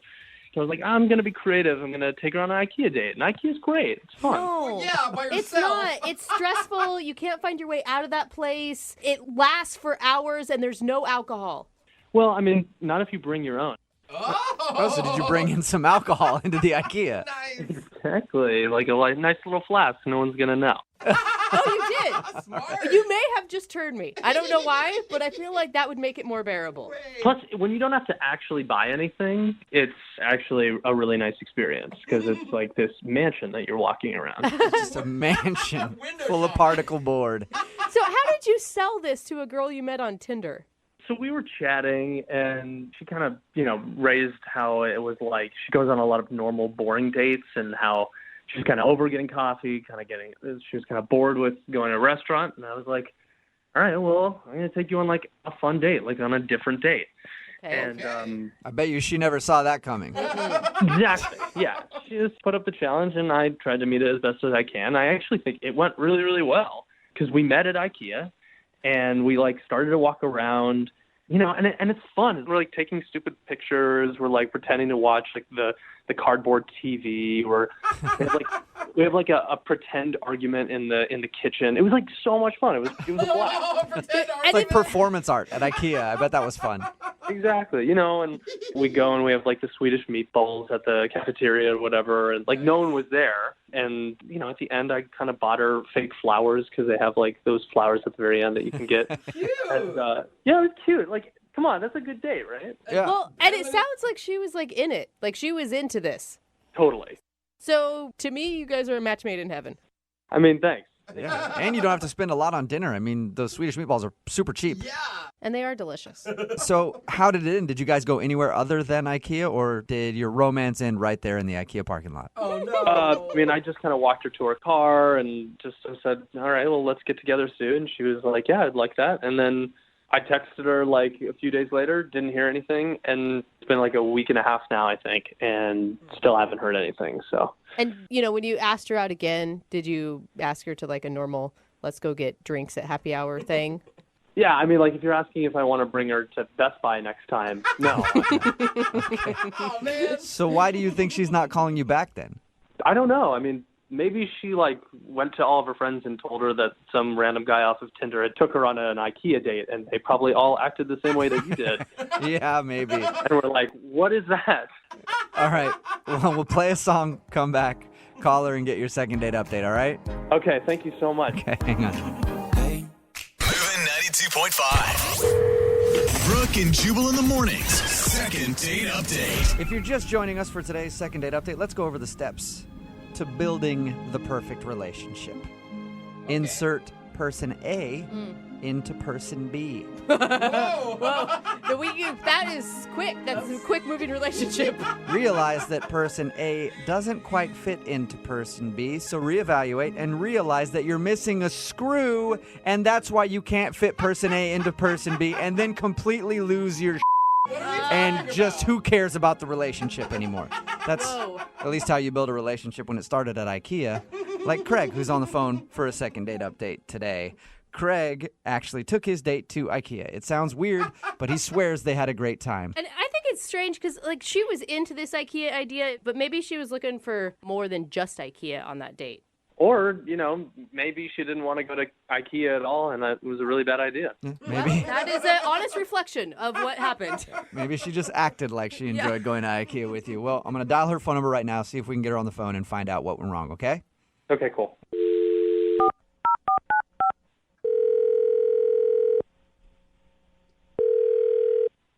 Hello? Hi, can I speak to Tammy, please? This is Tammy. Hey, Tammy, how are you? This is Jubal from Brooke and Jubal in the morning. What is that? It's a radio show called Brooke and Jubal in the morning. That's what it is. Okay, why are you calling me? Well, I'm calling you because we do a segment on our radio show called The Second Date Update. Okay. You still sound confused. I don't know what that is. I don't really listen to the radio that much. Okay, good. I'm glad. Well, thank you. A second date update, what it is where if you go out on a date with somebody and then end up not calling them after, they email us to see if we can get you on the phone and find out what went wrong. Oh, my God. Okay. Okay, and so one of our listeners emailed us about you. Oh, great. Yeah, it just keeps getting better, doesn't it? I'm going to say that you probably remember this date because it happened at IKEA. Yep. All right. So, yeah, Craig is wondering why you're not calling him back. He told us about your IKEA date, and everybody in the room feels like you're probably not calling him back because he took you on a date to IKEA. Oh, my God. I can't believe he called a radio station about this. Well, he clearly doesn't make good decisions. I mean, he took you on a date to IKEA, and now he does this, so I can fully see how he'd call a radio station. Yeah, I guess I can see that now. I don't know, though. It sounded like from his description you were into it. Like he said you guys were like pretend watching TV, and you enjoyed the Swedish meatballs. Yeah, I mean, it was a cool idea. It sounds like he already kind of told you a lot about it. Yeah, he did. I mean, he pretty much broke it down to us. Said you guys hung out there, watched the fake TVs, and even had a pretend fight in one of the bedrooms or something like that. I love it. We did. All that was fun. Okay, well, if that was fun, then why don't you want to see him again? There was a couple moments there that it went from being kind of fun to kind of weird and uncomfortable. He didn't use one of the display toilets, did he? Oh, my gosh, Jubal. I've always wanted to do No, that. he did not do that. Okay. I don't know what could be worse than that, so what did he do? Well, it wasn't as bad as that. I'll give him that. Okay, good. We went to different beds around the store, and the first time we got to one, he jokingly was like, "Oh, tuck me in. Tell me a story." That's funny. And the first time, it was cute, and like I did it, and and he was like, talk to me in a mom voice. And so I did that. And, like, sure, it was a little weird, but, like, I was playing the game, playing along. Plus, he could have gone the total other direction and been just a total perv the first time you got in bed. That's true. That's true. See? And he did not do that. So I am thankful for that. But it's just that happened, like, 3 or 4 more times. Like, each time we came to a bed, he wanted me to tuck him in and read him a story. And he was asking for me to, like, when I started talking, if I started reading this story in a normal voice, he was like, no, use your mom voice. And oh my God. Yeah. Come on, to his defense, maybe he's just really bad at role playing and he's not very creative. So he saw that you thought it was funny the first time and he just kept the joke going. Yeah, I guess so. But then he put his thumb in his mouth and it just was weird. It just got to be way too much and it was creeping me out. Yeah, I can see that creeping you out even after one time, but over and over and over again. Read me a story, mama. Yeah, no. It was weird. Oh, it was no. I love how IKEA brought out his mommy issues. Yeah, I don't know. I don't know what happened. I had to get out of there. Well, then I probably shouldn't let you know that he's on the phone listening to this conversation and wants to talk to you, mama. God, you're joking, right? No, I'm not. Your little boy is listening. Hey, Tammy, it's me, Craig. Hey, Craig, what's going on? Just listening to the story about your experience of our IKEA date. I don't know. I felt like the first time I did that, it was really funny and weird. I felt like you laughed really hard, and I do this thing where, like, I beat a joke to death, and I definitely did it this time. And I guess that is a little weird. Even you admit it's weird. So it was a joke and not some weird sort of fetish fantasy thing that you're trying to live out in IKEA? No, not at all. Nothing like that. But it was me being awkward and thinking that you thought something was funny, and then I realized in retrospect, oh my God, that was so creepy. Are you sure? Yeah, but, like, you wanted me to call you Craigie Poo. Oh, Craigie Poo. Yeah. Again, funny at the time. Now that I hear it again, totally creepy. See, at least you can admit that it was really creepy, Tammy. Yeah, retrospect. I mean, right? I was on his side until the thumb sucking thing, and then I felt like that pushed it over the edge for me, but maybe you're more forgiving. Craig, I had a really good time, but it went from, like, 0 to 60 in, like, 2 seconds, and it just got real creepy. I know. Can I be, like, super honest with you? Is that when I like someone and I think that something's going really well, I just get kind of nervous. And I think about 2/3 of the way through the date, I felt like we were really grooving. And when I get nervous, my jokes just go down the toilet. When I get really nervous, I become a 2-year-old and suck my thumb. Yeah, no, I just thought it was really funny at first, and then I got really super awkward by the end. And you could probably tell because by the 3rd time, I let out that weird giggle that was supposed to be a joke. Oh, yep. Terrible.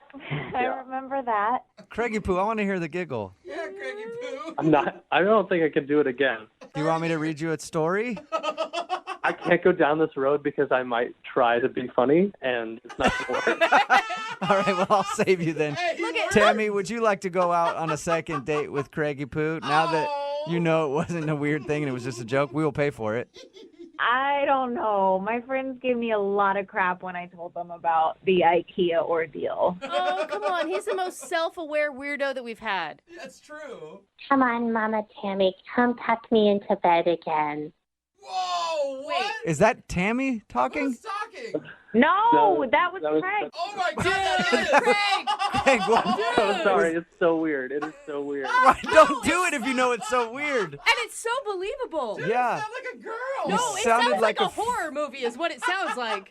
That was the voice he was using that night. Oh, my gosh. Well, I'm just trying to be funny. Please go out with me again. I promise I won't make any more jokes. If you could come back from that, Craig, it's going to be amazing. I promise. If you go on one more date with me, I promise.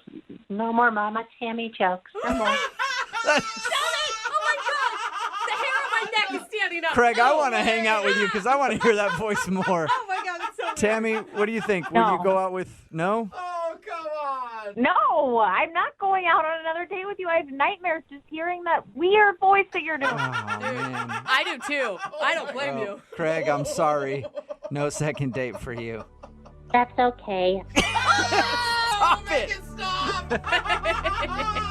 Brooke and Jubal in the morning.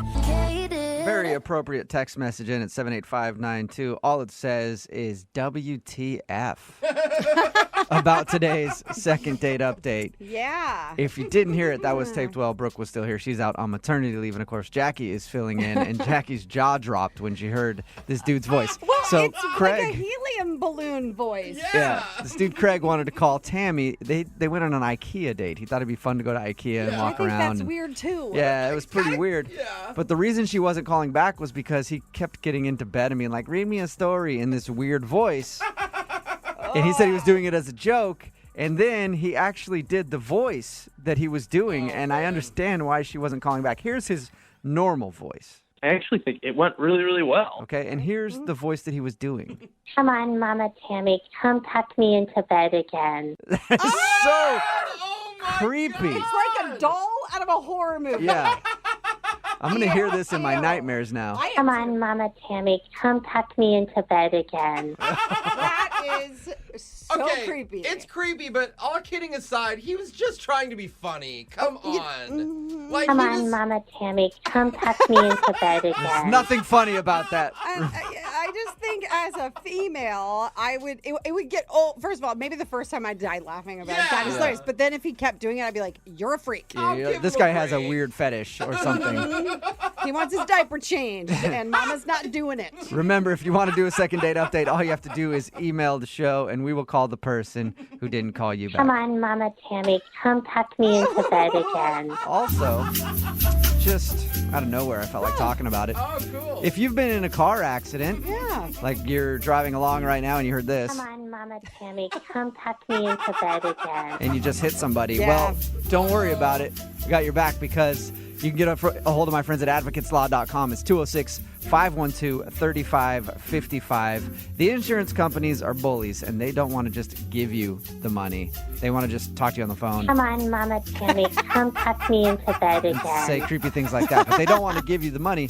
And that's where the advocates come in because they will help you and you won't be bullied by the insurance companies anymore. It's 206-512-3555. Just get in there and ask them a question because it costs nothing for a consultation and you don't pay anything unless you win your case. It's advocateslaw.com, 206-512-3555. They're available 24 hours a day, 7 days a week, and they've gotten over $100 million for their clients. Come on, Mama Tammy, come tuck me into bed again. And they'll tell you things like that. Moving 92.5. Danica is on the phone with us. Today she wants to do a second date update to a guy named Mike. Apparently they met online and went out, and she's very upset that she's not getting a call back. Danica, how are you? I'm all right. Oh, Right. honey. Are you okay? Well, I mean, I just feel like, I feel like I screwed up a little bit on this one. So, I don't want to cry. I feel really, I feel pretty emotional, and I just feel like it was my fault. Oh, sweetheart. Are you- Oh, calm down. Are you nervous to be doing the second date update right now? Is that part of the reason that you're emotional, or are you this emotional about the date that you went on? Like everything. I mean, it's obviously, I'm not trying to call and be all emotional on the radio. I just, want to start. I just, sometimes I can't stop. So Yeah. Take a few breaths. We're here to help you out. All right? Oh, gosh. Okay. So tell us about the date. Well, that's the thing. I was supposed to meet him for dinner, and my dog Monkey, I had to walk her before I left, and she wouldn't go to the bathroom, she just wouldn't go. And I couldn't leave because she'll go in the house. Yeah. So I ended up being 5 minutes late. 5 minutes late? That's not even bad. It's not it shouldn't be a big deal to be 5 minutes Did late. something happen to your dog? No, my dog is she's fine. Okay. Fine. I thought maybe you were upset because something happened to your dog. I'm just thinking that, I should have been there, and I should have been on time, and I just, I think it shows, poor... Okay, but you were... I like to be tardy. Yeah, but you were 5 minutes late, though, Danica. It's not the end of the world. I just felt bad, though, you know? All right. Hey, Danica, 5 minutes is not really a big deal. 15, 20, 30 minutes late, that kind of gets annoying. 5 minutes late, trust me, I doubt he was really that upset about it.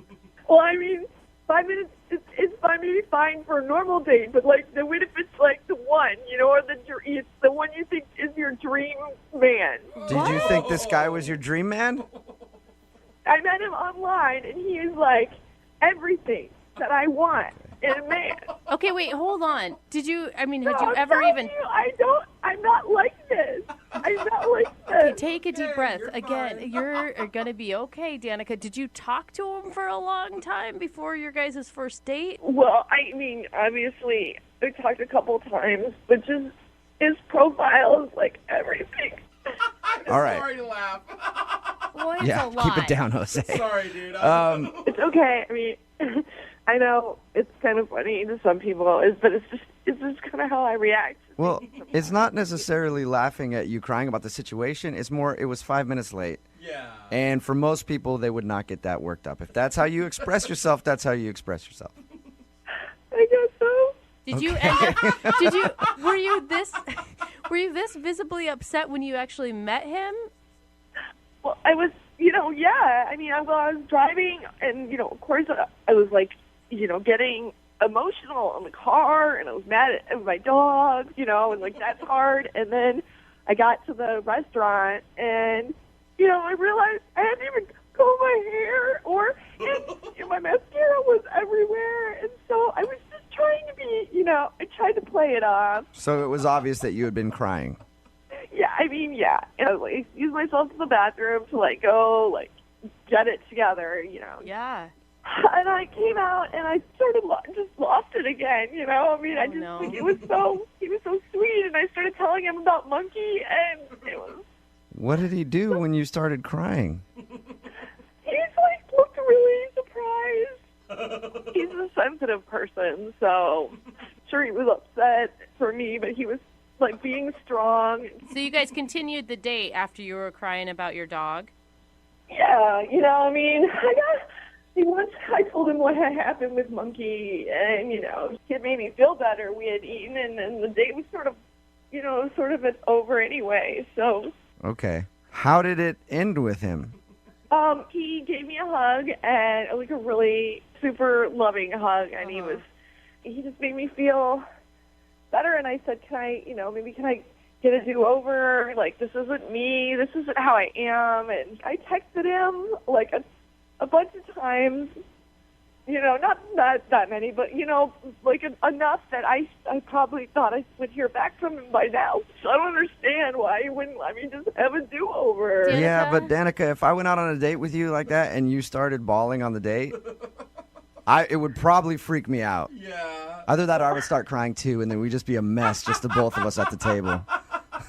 Well, I mean, sometimes I get emotional, and that's just like who I am. But, I think that I feel like, I mean, I don't love him, but, I mean, I like this guy a lot. Whoa. I'm worried about you, Danica, Yeah. because this is just the part where we find out what happened on the date, and you haven't even really been able to keep it together. I'm totally getting it together now. Listen, yeah, I totally am all right now. Okay. All right. I don't know Well, we'll play a song. Do we have to? Come back. Call him and get your second date update, all right? Okay. I need you to be strong when we come back, okay? I am. I'm totally gonna like wash my face and like get it together and Okay. regroup. Okay, because if you cry twice to him, I guarantee that's going to scare him off. I'll tell you what, I'm not gonna cry. Even if I get a little shaky, I'll hold the phone away from my mouth so that no one can hear. If at any moment you just hang up the phone, I'll pretend like the connection dropped out. If you want to cry for a bit, and then I'll get you back on the phone after, okay? Okay. All right, just hang on. I can do this. Okay, hold on. Moving 92.5. Brooke and Jubal in the mornings. Second date update. Normally during a second date update, it's the second part of the phone call when we get the couple on the phone together and they talk that tears come out. Mm-hmm. It's already happened a lot. And I'm actually hesitant to do today's second date update because I don't know if Danica, who is on the phone with us right now, can handle it. Danica, are you doing all right? Yeah, I'm keeping it. I'm going to try and keep it together. Yeah. Okay, yeah, you definitely need to. If you're just tuning in, Danica wants to call Mike. They met online, went out for a date. She was 5 minutes late for the date, but was very emotional about it. She was crying on the way to the date. When she got there, she tried to clean herself up. And then once she actually sat down with the guy, she lost it again and ended up crying during the date. And she isn't getting a call back. And I'm assuming, I don't know yet, but I'm guessing that's the reason why, Danica. It would be very weird for me to go out with a girl and have her cry on a first date. I know. I mean, I know it seems weird, but that's why I'm going to apologize to him and tell him I'm a normal person, Can I make one suggestion? Because I'm a person, I cry at every emotion. If you start to get emotional, pinch yourself. That's my trick. Because it helps you get out of your mindset of going down that path. And then it hurts because you pinch yourself and you cry more because of the pain. Ow! Yeah. Oh, why'd you pinch me? I'm willing to try anything, to be honest, and I will do it. Do you feel strong right now? Do you feel like you could do it? I do. I took some deep breaths, washed my face. Okay. I'm going to dial the phone number right now, get him on the phone, and get your second date update. Okay. Okay. You got this.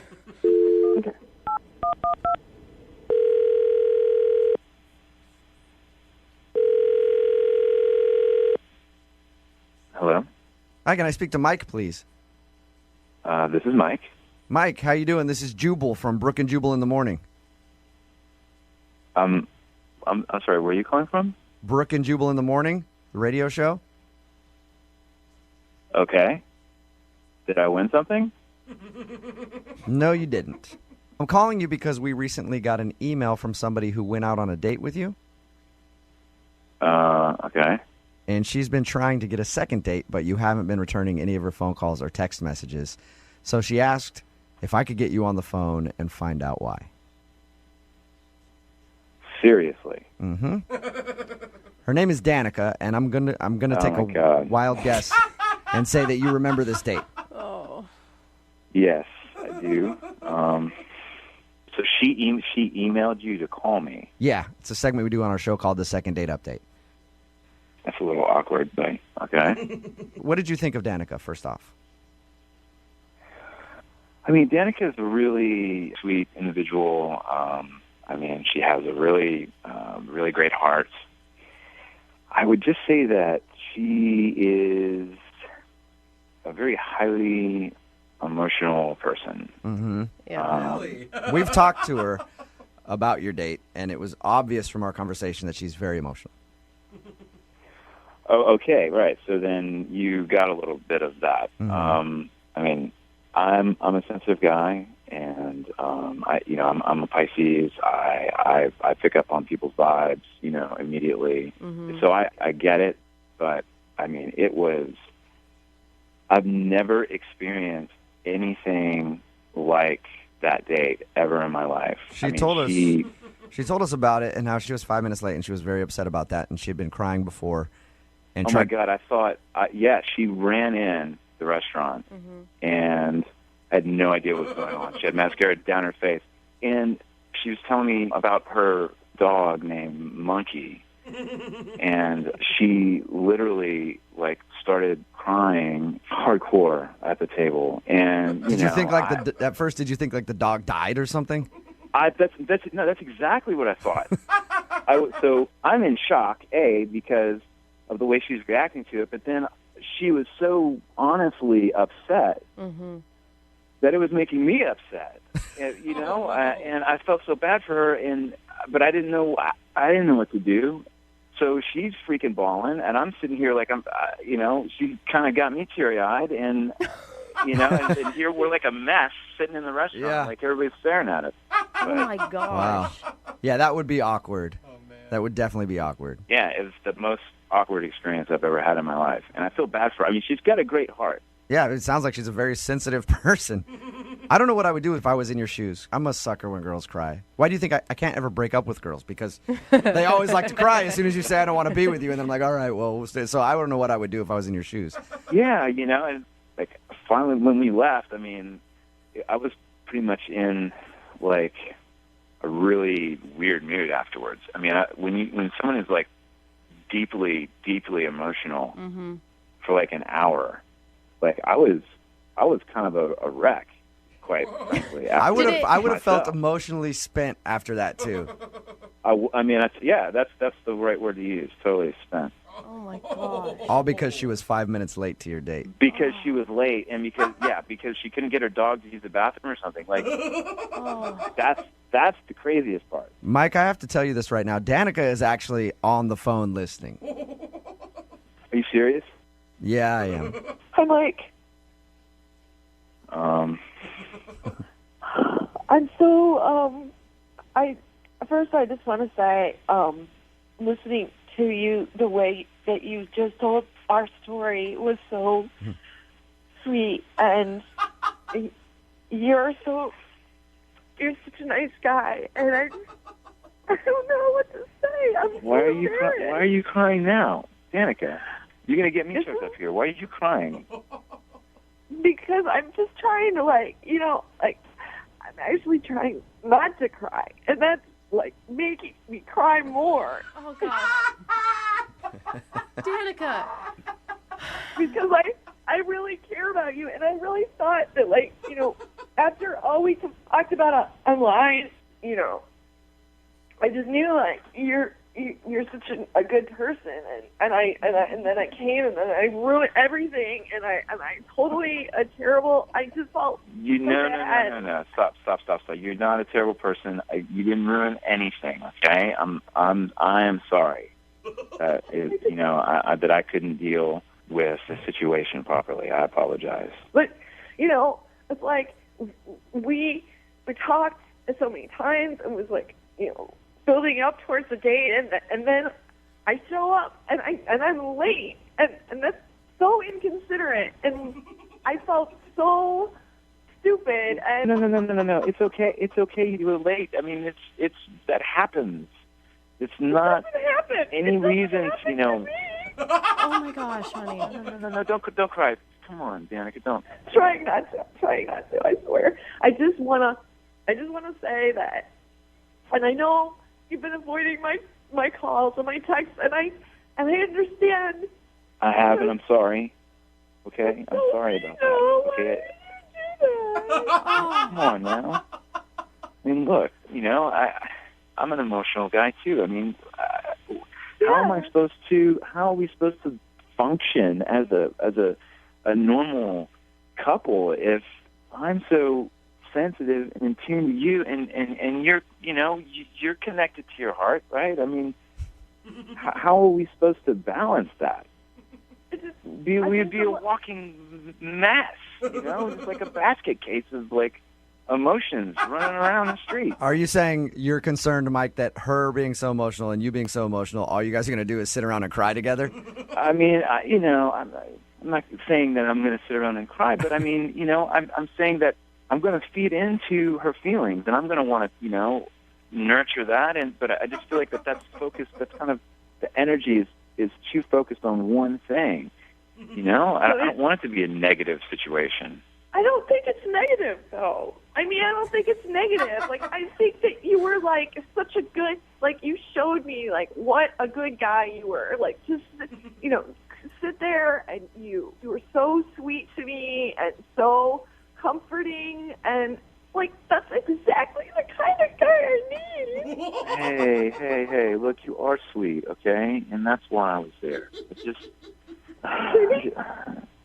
How are we supposed to function if we can't even have a conversation without you crying, Mike, would you be interested in trying to have a conversation with no tears with Danica?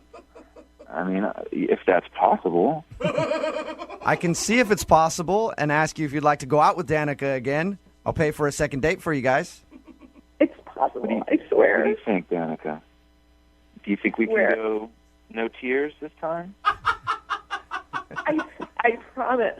I am I'm all cried out. I did it. We can be happy, and we don't have Yes. to. And if I'm late or you're late, it's going to be okay. Well, I'm not going to be late.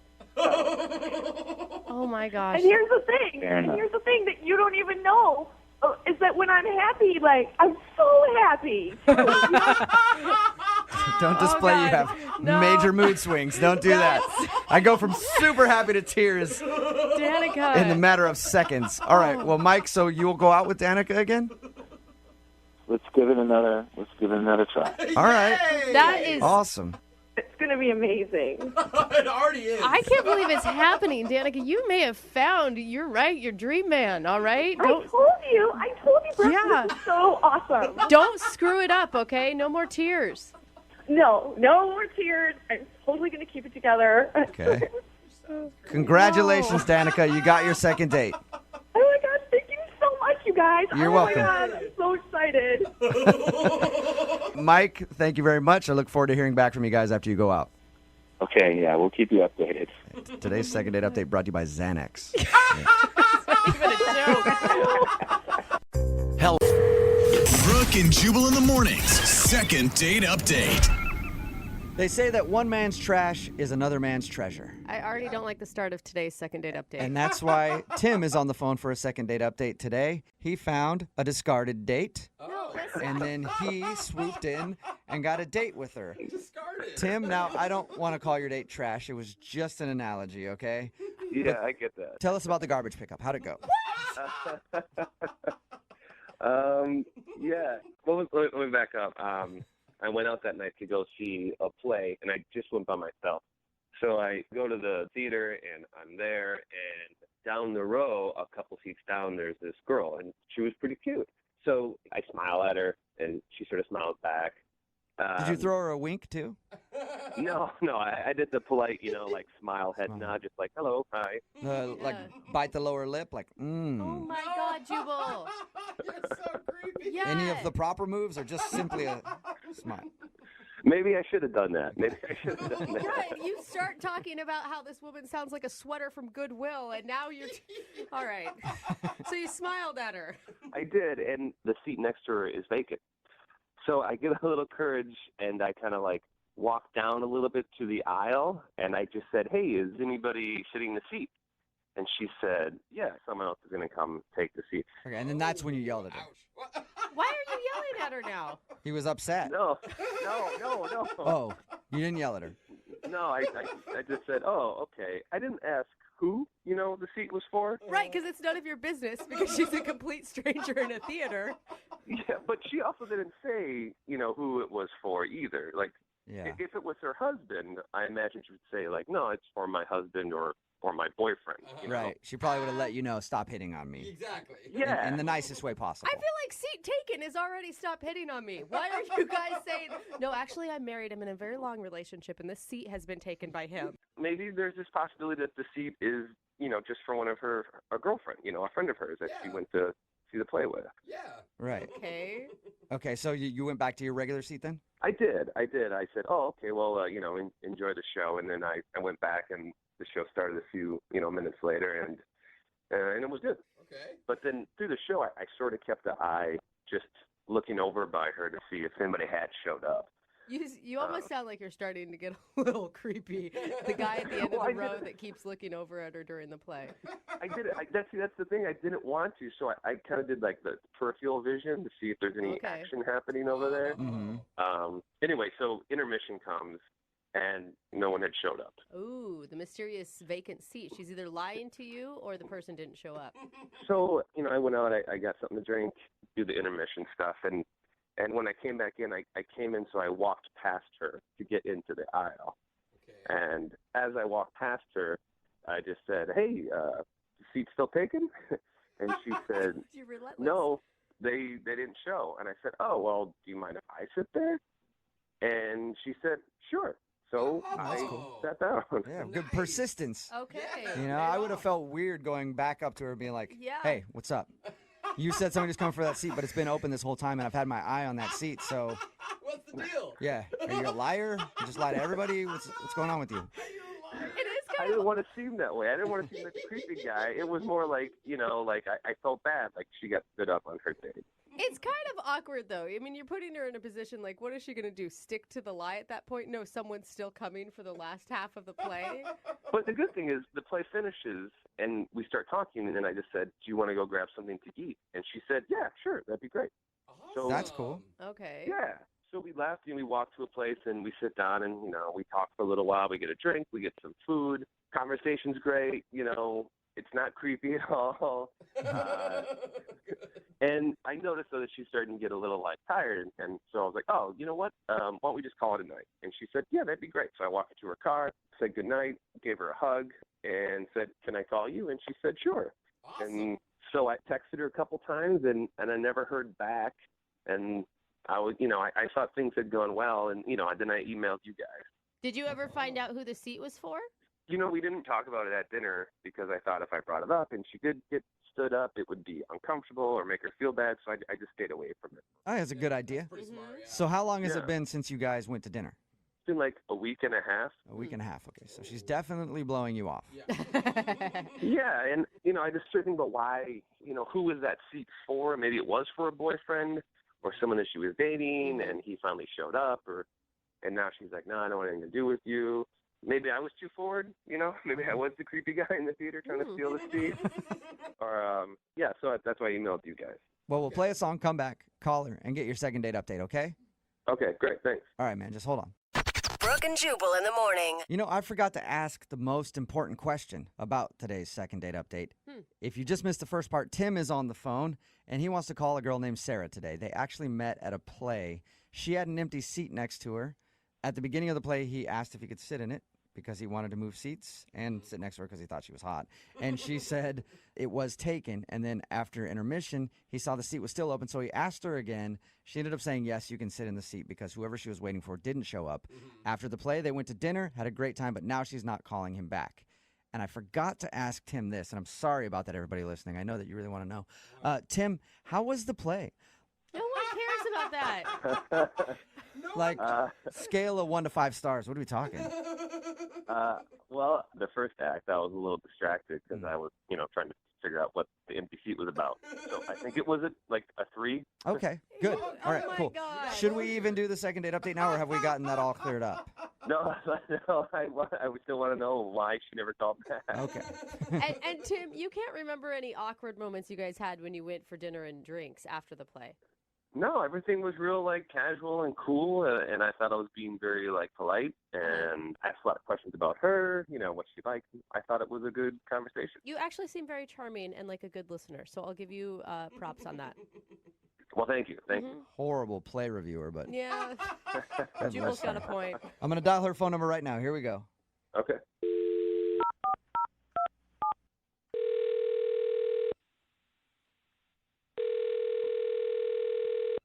Hello? Hi, is Sarah there? Yeah, this is Sarah. Hey, Sarah, how are you? My name is Jubal, and I host a show called Brooke and Jubal in the Morning. Okay. How are you today? Fine, thank you. What's this regarding? Well, it's regarding a date that you went on just a little while ago. Okay. I know we started off so businesslike, didn't we? I know. You might not even think of this as a date, but you recently hung out with somebody, and they've been trying to get a hold of you to get another date, but you're not calling them back. So they emailed us to see if we could get you on the phone and find out why. Oh, geez. Weird, I know. Good. His name is Tim. Seriously? Yeah. He told us about how he met you at a play, and then you had dinner after. So he contacted you to get a hold of me?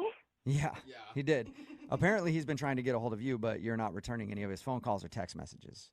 Yeah, I don't know. I'm just not into it, I guess. It sounded almost like for a second you were excited that he contacted us. I was more surprised, not excited. Okay. All right. Read that wrong then. Yeah. Well, Tim told us about how you guys hung out. He said that it seemed like you had a great time, and he's confused. Wow. I think he's an interesting person. I don't know. I don't know how I feel about him. Can I tell you what I think it is? And you let me know if I'm right or wrong? Okay. So he said that when he saw you at the play, you had an empty seat next to you. And he asked you twice if he could sit in it. The first time you said you were waiting for somebody to show up. The next time you said, sure, they didn't show up. Were you waiting for a boyfriend or a husband or something like that? No. I'm definitely single. Okay. I actually just got canceled on by a friend. So, I mean, why would you say yes to him sitting there when he asked the second time and yes to dinner if you weren't interested in him? I mean, I was interested in him, but I'd only known him for 10 seconds. And that kind of changed once I got to know him. Really? I told him after we talked to him that he was charming and a good listener. Apparently, I also had a bad read on that. Yeah, I don't know. It was fine, and then at dinner, I just sort of got some red flags. What sort of red flags? Can you tell us? Basically, we were walking into the restaurant, and he steps on my heel, and he just says, "Oops," and that kind of caught me off guard. Huh? So he stepped on your shoe and then said, "Oops." Yeah, and normal people would apologize if you just stepped on someone, right? Oh yeah. He didn't say sorry about that? No, he didn't say sorry. It was really strange. And then at dinner, later, he knocks over his glass and it breaks. And when the waitress comes and picks it up, he just says, "The glass fell." Oh, so No apology. He didn't take responsibility for the shoe or the glass. Yeah, exactly. No apology. If that would have been me, I would have been so embarrassed. You've broken the restaurant's glass. Yeah. And he didn't apologize at all. So was he kind of a jerk then, just pointing out, "Hey, glass on the ground, pick it up, please"? Honestly, it kind of read like that. And that is just not what I'm looking for. I'm just not into somebody who can't say that they're sorry. I'm looking for someone who's more polite and can admit when they've done something wrong, when they've stepped on someone maybe, or broken someone else's property. Wow. I mean, it's the first date. And you'd think on the first date, that's when you want to be the most polite. And I think he just has some kind of problem where he can't say he's sorry. Okay. Really? I know a Sarah, lot of men I want like to let that. you know that I don't have that problem. And I want to tell you that I'm sorry to break the news, but Tim is actually on the other line listening and wants to talk to you right now. What? Yeah, I'm sorry about that. Tim, are you there? Yeah, hi. Tim, is that you? It's me. Hey. So awkward. Is that the real reason why you didn't call me back? Because I didn't say sorry? Yeah, that's the reason. Wow. I'm sorry. See, I can say it. But I don't know why you're saying it. Why I just said I'm sorry? Yeah, it's just an empty sorry. What? Wait, now you need sorries with depth? No, it just seems like, for me, so we were walking in the restaurant. We were in the middle of a conversation, and I know what you're talking about. I stepped on your heel, and I sort of just went like, "Oops!" It went back to the conversation. Yeah. It was like, it sort of looks like a toss-off that it happened. It didn't happen on purpose, and it was in the middle of a conversation, so it was just like, "Oh, oops," and we just continued. I didn't think it was that big of a red flag. A normal person would say, "I'm sorry." Yeah, but I didn't step on you. I stepped on your shoe. Tim, are you Tim, serious? you're not. I would be apologizing if I were you right now. Yeah, most people would. Why? Why would I say sorry? I didn't do any of those things on purpose. Okay, Wait, so sometimes when you don't do things on purpose, you can still say sorry. Like if you accidentally stepped on a shoe. Yeah, but those are just those are just empty sorries because I didn't do it on purpose. It was an accident. So if you were like driving your car and you accidentally hit a pedestrian, you wouldn't apologize for that either because that wasn't on purpose. Oops. Well, whose fault was it? Seriously? Are you serious right now? That's a good point. No, I'm just saying. Your foot stepped on my foot. Yeah. How could that be my fault? It's not your fault. It was an accident. It's no one's fault. It's an oops. I have never really dissected the word sorry like we're doing right now. No, it's just I grew up that if you're going to say sorry, it's meaningful and you should say sorry for something that you did and then you realize it was wrong. Then you're like, you say I'm sorry for that. But when it's like just an accident, like, if you bump into somebody, it's just like, oops. It's not mean. It's not negative. It's just like, oops. And then the life goes on. Yeah, but like everybody else grew up with common courtesy. So even if you aren't going to say sorry, you say, "Excuse me," or "I didn't mean to do that." I just don't agree with that. Like if Sarah and I continued and we got into a relationship and then later on something happens where I should say I'm sorry and I say, "Hey, Sarah, I'm sorry," it would have such a huge meaning and she would really know, like, wow, he's really sorry. Hey, I cheated on you, but I'm really sorry. And I don't throw that word around willy-nilly. No. Yeah, you shouldn't throw it. You're right. You shouldn't throw it around willy-nilly. That is so not what I expected your response to be to all this, Tim. Well, I'm not really sorry about it. Sorry, I'm not sorry. Sarah. Yeah. And you know what, guys, I'm not surprised. Okay, so are we done here? No, not yet, Sarah. We're almost done. But I do have to ask you if you would like to go on a second date with Tim. We will pay for it. You know what? Sorry, no. It's so immature. It's so immature to say that with that tone. Like, now you're ruining sorry. You've ruined the Well, word. I find it immature that you can't use your manners that a 6-year-old can use. So maybe practice that. Six-year-old will say sorry for sneezing. They'll say sorry for anything. Look, I am an adult. I am a grown man. I only say sorry when it counts and when it's needed. All right. I like that. Oh, man. All right, well, sorry. All right, well, sorry. I can't even say sorry now without thinking about it. You can't. I won't say sorry because it's not my fault. Tim, you didn't get a second date. Whatever, man, whatever. Brooke and Jubal in the morning. Text in at 78592 says, that dude Tim is right. People throw apologies around with zero meaning these days.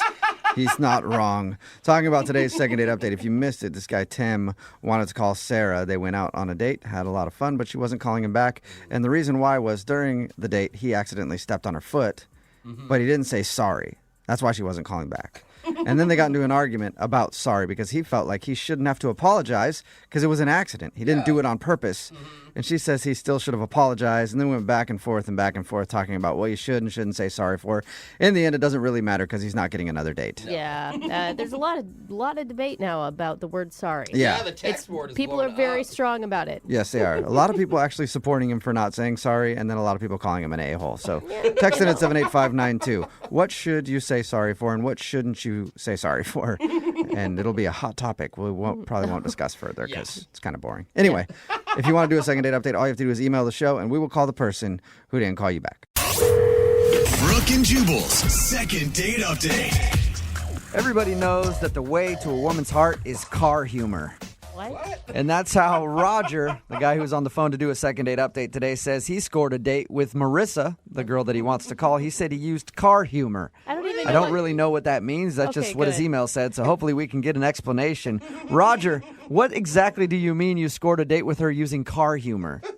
Well, just that. I made a joke. I figured she's at a car show. She likes cars. I like cars. I made a joke. Okay, you met her at a car show. Yes. Okay, and I have to know, what was your car joke? Well, it's nothing great, but it worked for her. She was standing next to this 1970 Dodge Charger. It was a gorgeous car, but she looked so good next to it. I almost missed the car completely. But I just said I got to talk to her, so I went up and I started some small talk, and I said, I'm rebuilding a car just like this, but all I've got so far is a steering wheel.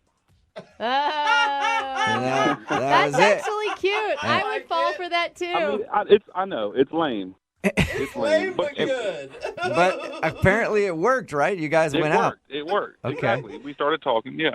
You sound charming enough to pull it off. Well, I don't look it. It would have worked better on the phone. So is the date that you want to talk about at the car show, or did you guys end up actually going out? No, yeah, the car show went great. The actual date was that weekend at a concert we went to. Oh, you even took her to a show. I did. She was down. She said she wanted to go to a show with me. Okay. And how did the show go? It went great at first, but I have to be honest. I showed up at her house on my bike, of course. Wait a minute. Did you say on your bike? Yes. Like a motorcycle? No, bicycle. Okay. You showed up on a bicycle.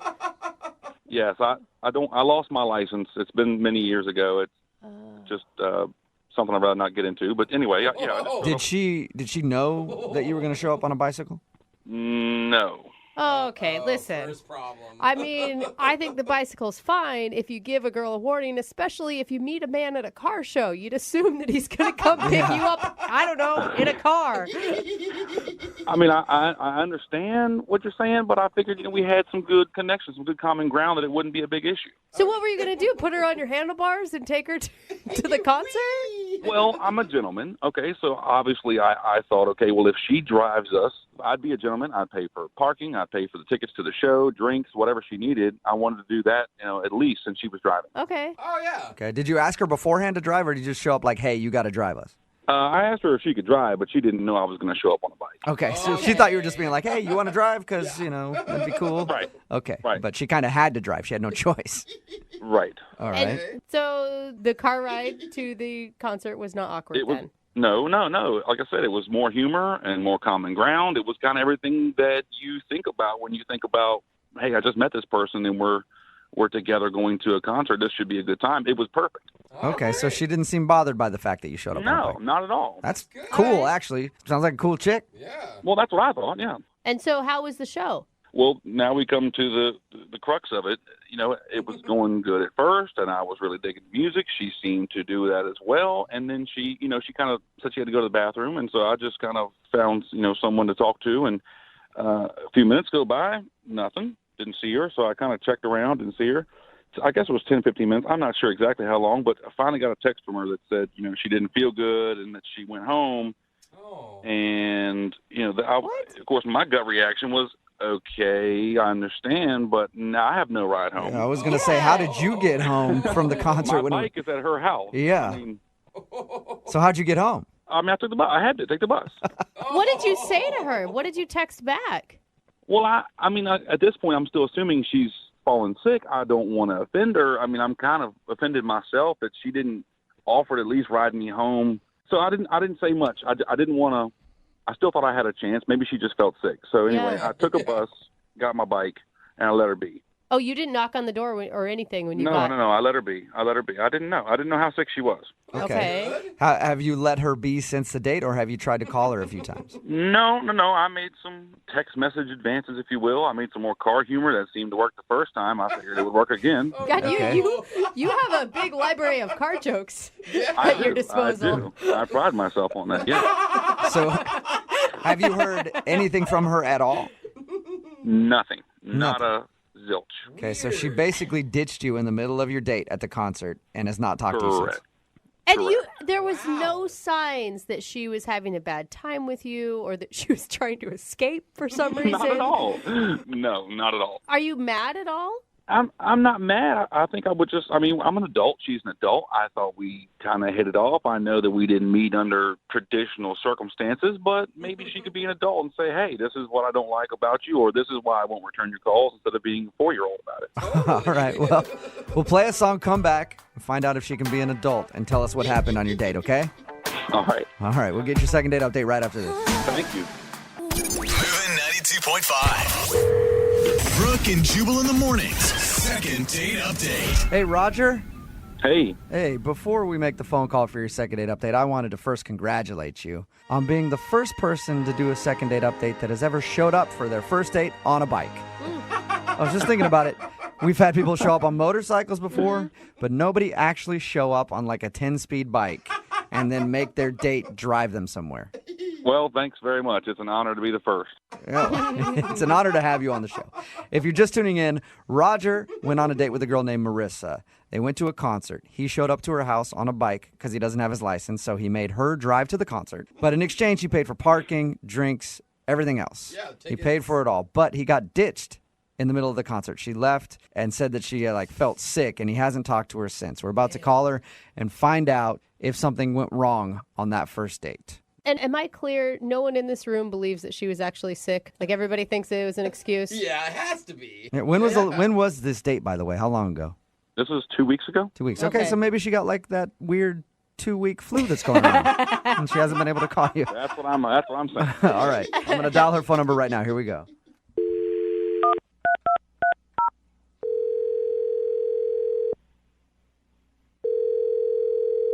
Hello?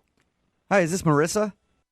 Yeah, speaking. Hi, Marissa. My name is Jubal from Brooke and Jubal in the morning. Seriously? Yes. How are you? Yeah, I know you guys. You do? Oh, awesome. How you doing? I'm doing pretty good. Nice. How about you? Good. Nice to meet you. You as well. Have any idea why I might be calling you today? Well, I guess there's probably a lot of reasons you could be calling. Well, I'm calling you today because somebody emailed us for a second date update. Oh, my God. Have you heard second date updates before? Oh, yeah, totally. I listen to them all the time. Never thought that I would be on it, though. Congratulations. How many dates have you been on in the last 2 weeks? 2. 2, okay. And of those 2, was one of them named Roger? Yes. All right. Well, Roger would be the one that emailed us for a second date update. Yep, I bet he did. Oh, really? He told us that you ditched him, and well, he said that you said you got sick, but we're all assuming that you ditched him in the middle of a concert. Yeah, was it that subtle? Dude, that's not cool. You were his ride, man. You can't just leave somebody stranded. Yeah. I know, I'm usually a good person, but, this is bad, you guys. I don't know what he told you, but I would love to tell you the true story. Okay, so tell us what happened. So, I don't know if he told you this, but we met at a car show. So, I'm pretty surprised when he shows up to my door on a bicycle. He actually told us that. He said that he showed up on a bike and asked you to drive to the concert. Oh, okay, he told you that. What else did he tell you? He told us that, and he told us that you guys went to a concert, and then that you ditched him, pretty soon after you got there. So he didn't tell you anything about the car ride to the concert? No, nothing. Are you serious? He didn't say anything about the car ride and what he told me? No, he didn't. He actually said that you guys had a nice conversation on the way there. Well, we have very different definitions of a nice conversation. So what happened in the car then? So we're in the car and we're driving, and he was talking about how expensive drinks at the concert were. So he wanted to stop at a liquor store on the way and pick up 6-pack and have me smuggle it in my purse into the concert. And you weren't down with that? No, I said no. I didn't want to get caught and kicked out of the concert. Yeah. And beyond that, when I told him no, he called me a wet blanket. You do sound a little straight-laced when you're so adamant against smuggling beer in. Well, you just meet someone, and let's be honest, it was not a small venue. I've been there before. They check purses. I knew it wasn't going to work. What's the point? So he insulted you after geez, just trying to save some money on beer, you wet blanket. Yeah, totally. But it's almost I'm driving. I'm trying to go with the flow of the night. We're going to go to a concert, and it's cool. So I'm trying to, be open and brush it off a little bit. Yeah. But then we get into the concert, and, it's about 15 minutes into the show. Things haven't really built up yet. And he tries to pick me up and crowd surf me, hand me off to another person. What? Yeah. No one else is doing this yet. I just met this guy. He doesn't know me. It's not like I was do it, Help me. I'm trying to picture this. So he just got behind you and tried to lift you up? And then hand you off? Yeah, I was like, what are you doing? I freaked out. Who crowd surfs anymore anyway? I don't know. Is crowd surfing still a thing? I think so. So at that point, I was a little annoyed, but I was, trying to let it go. And then the final straw comes, right? Uh-oh. So he tries to get me to flash the band. No! What? Yeah. No way! Did you say to flash them? Yeah. What did he say to you? He was like, hey, show the band your Are you serious? Why? He kept telling me it would be hilarious if I showed the band my boobs. I was like, yeah, okay, I'm gonna fall for that one. Thanks, buddy. Is that when you left? Yes. I said I had to go to the bathroom, and I just went straight for the exit. I thought about calling a friend, getting a second opinion, but no, I was just out of there. Oh my gosh. He sounded so charming and lovable when we talked to him. Yeah. I'm shocked by this information. Yeah, he sounded that way at the car show to me too, but Dr. Jekyll, Mr. Hyde, man. Show me your boobs. You know that he's actually on the other line listening to this conversation and wants to talk to you? Oh, yeah, I know. Okay, you do know the second date updates. Roger? Yeah, hey. Hey, man. Marissa, really? Did it take this to discuss it with you? Let's go over this. So what was the first turn-off for you? Bicycle and me driving. Oh, my gosh. Okay, all right. So I have a troubled past. I feel like you were a grown-up. You were adult. Maybe you understand. Hey, I'm moving on. Oh. Wait, I don't want to talk about it. You're talking about adulthood when you're the one that's telling her to show the band her boobs? Okay, Good well, point. on that particular note, I thought it would be cool that if she showed the band her boobs, then we could maybe get like a backstage pass. I would really impress Marissa. It would bring us Okay, but that's not impressing me if I'm the one doing the work. It's the same thing as like smuggling the It's a six-pack in. collective. Okay, It's a you date, paid Marissa. It's a $8 collective for effort. beer, but I have to put my life on the line for going into the show or not. It's not putting your life on the line. It's having a little fun, Marissa. You need to lighten up a little bit, live a little bit. I mean, you smuggling beer. Everybody smuggles beer. Put it in your purse, your socks. I don't care, your hoodie. Okay, maybe that was an overstatement, but come on, man. You've never been to that venue before? They were checking everything. It was just a stupid idea. Marissa, do you even hear what you're saying? You're talking like somebody who doesn't know how to experience life to the fullest. I mean, you're going to stay there Okay, if you don't lighten up. Maybe your definition of living life to the fullest and mine are a little bit different. And why wouldn't you be? You have socks. You could smuggle beer yourself. Why does she have to do it? She's a gorgeous female. She can get away with a lot more than I can. Oh, my God. Okay, thank you for the compliment. I appreciate that. But, like, beer aside, there were so many other things wrong with the date. Marissa, I just feel like if you loosen up, live a little bit, have a little fun, we could have another date and we could have a good time. I just feel like you were too tight-laced. It's her Now fault. it's her fault, yeah. It's her fault. was slipping away. Show him some nipple, Marissa. What's your problem? Objectify Exactly. yourself a little Thank you. bit for some backstage passes. Amen. I was being sarcastic. Listen, if I'm really that boring, why do you want to go out on a date with me again? Because you're at a car show. Most girls don't go to car shows. So, boom, right there, you're my material. Oh, my God. Yeah, and I thought you were my material, too, but you don't even own a car. But he's got Okay, car ouch. jokes for days. I have a car, Marissa. It's a nice car. I just can't drive it, okay? Well, Marissa, would you like to go out with Roger again? We will pay for a second date. Pay for the Uber. No, I'm not up to being told how boring I am for another date. It's probably a good call. Marissa, if you had done the things I told you to, you would have had the time of your life. It wouldn't have been boring at all. Sorry, my definition of fun just isn't crowd surfing and showing my boobs to strangers. Yeah, you know what? You So do sound a weird. little boring, Marissa, I got to say. Wow. Yeah. Sorry, Roger. No second date, man. Come on. Marissa, thank you for listening and thank you for telling us what happened on your date. I appreciate it. Oh, my pleasure. Sounds like it. Roger, good luck in the future. I'm sure you'll be able to find a nice lady who will let you show her boobs to strangers. Exactly. That's what we need more of in this country. Oh, my God. Yeah, what else is Support boobs you good 100%. Brooke and Jubal in the morning. Text in at 78592 that says, if Roger's looking for a girl who's willing to flash her goods, I'll go out with him. I've shown my girls to 9 different bands so far, going on double digits. Sounds like she's a lot of fun. I feel like she was flashing us when she texted that in. Yeah, talking about today's second date update. This dude named Roger wanted to call Marissa and find out why she wasn't getting back to him after their date. Turns out he picked her up on a bike. Well, he drove to her house on a bike and then said, hey, by the way, can you drive us to a concert? He tried to get her to smuggle beer into the concert. She didn't want to. He tried to pick her up and throw her into the crowd so she could crowd surf. She didn't want to do that.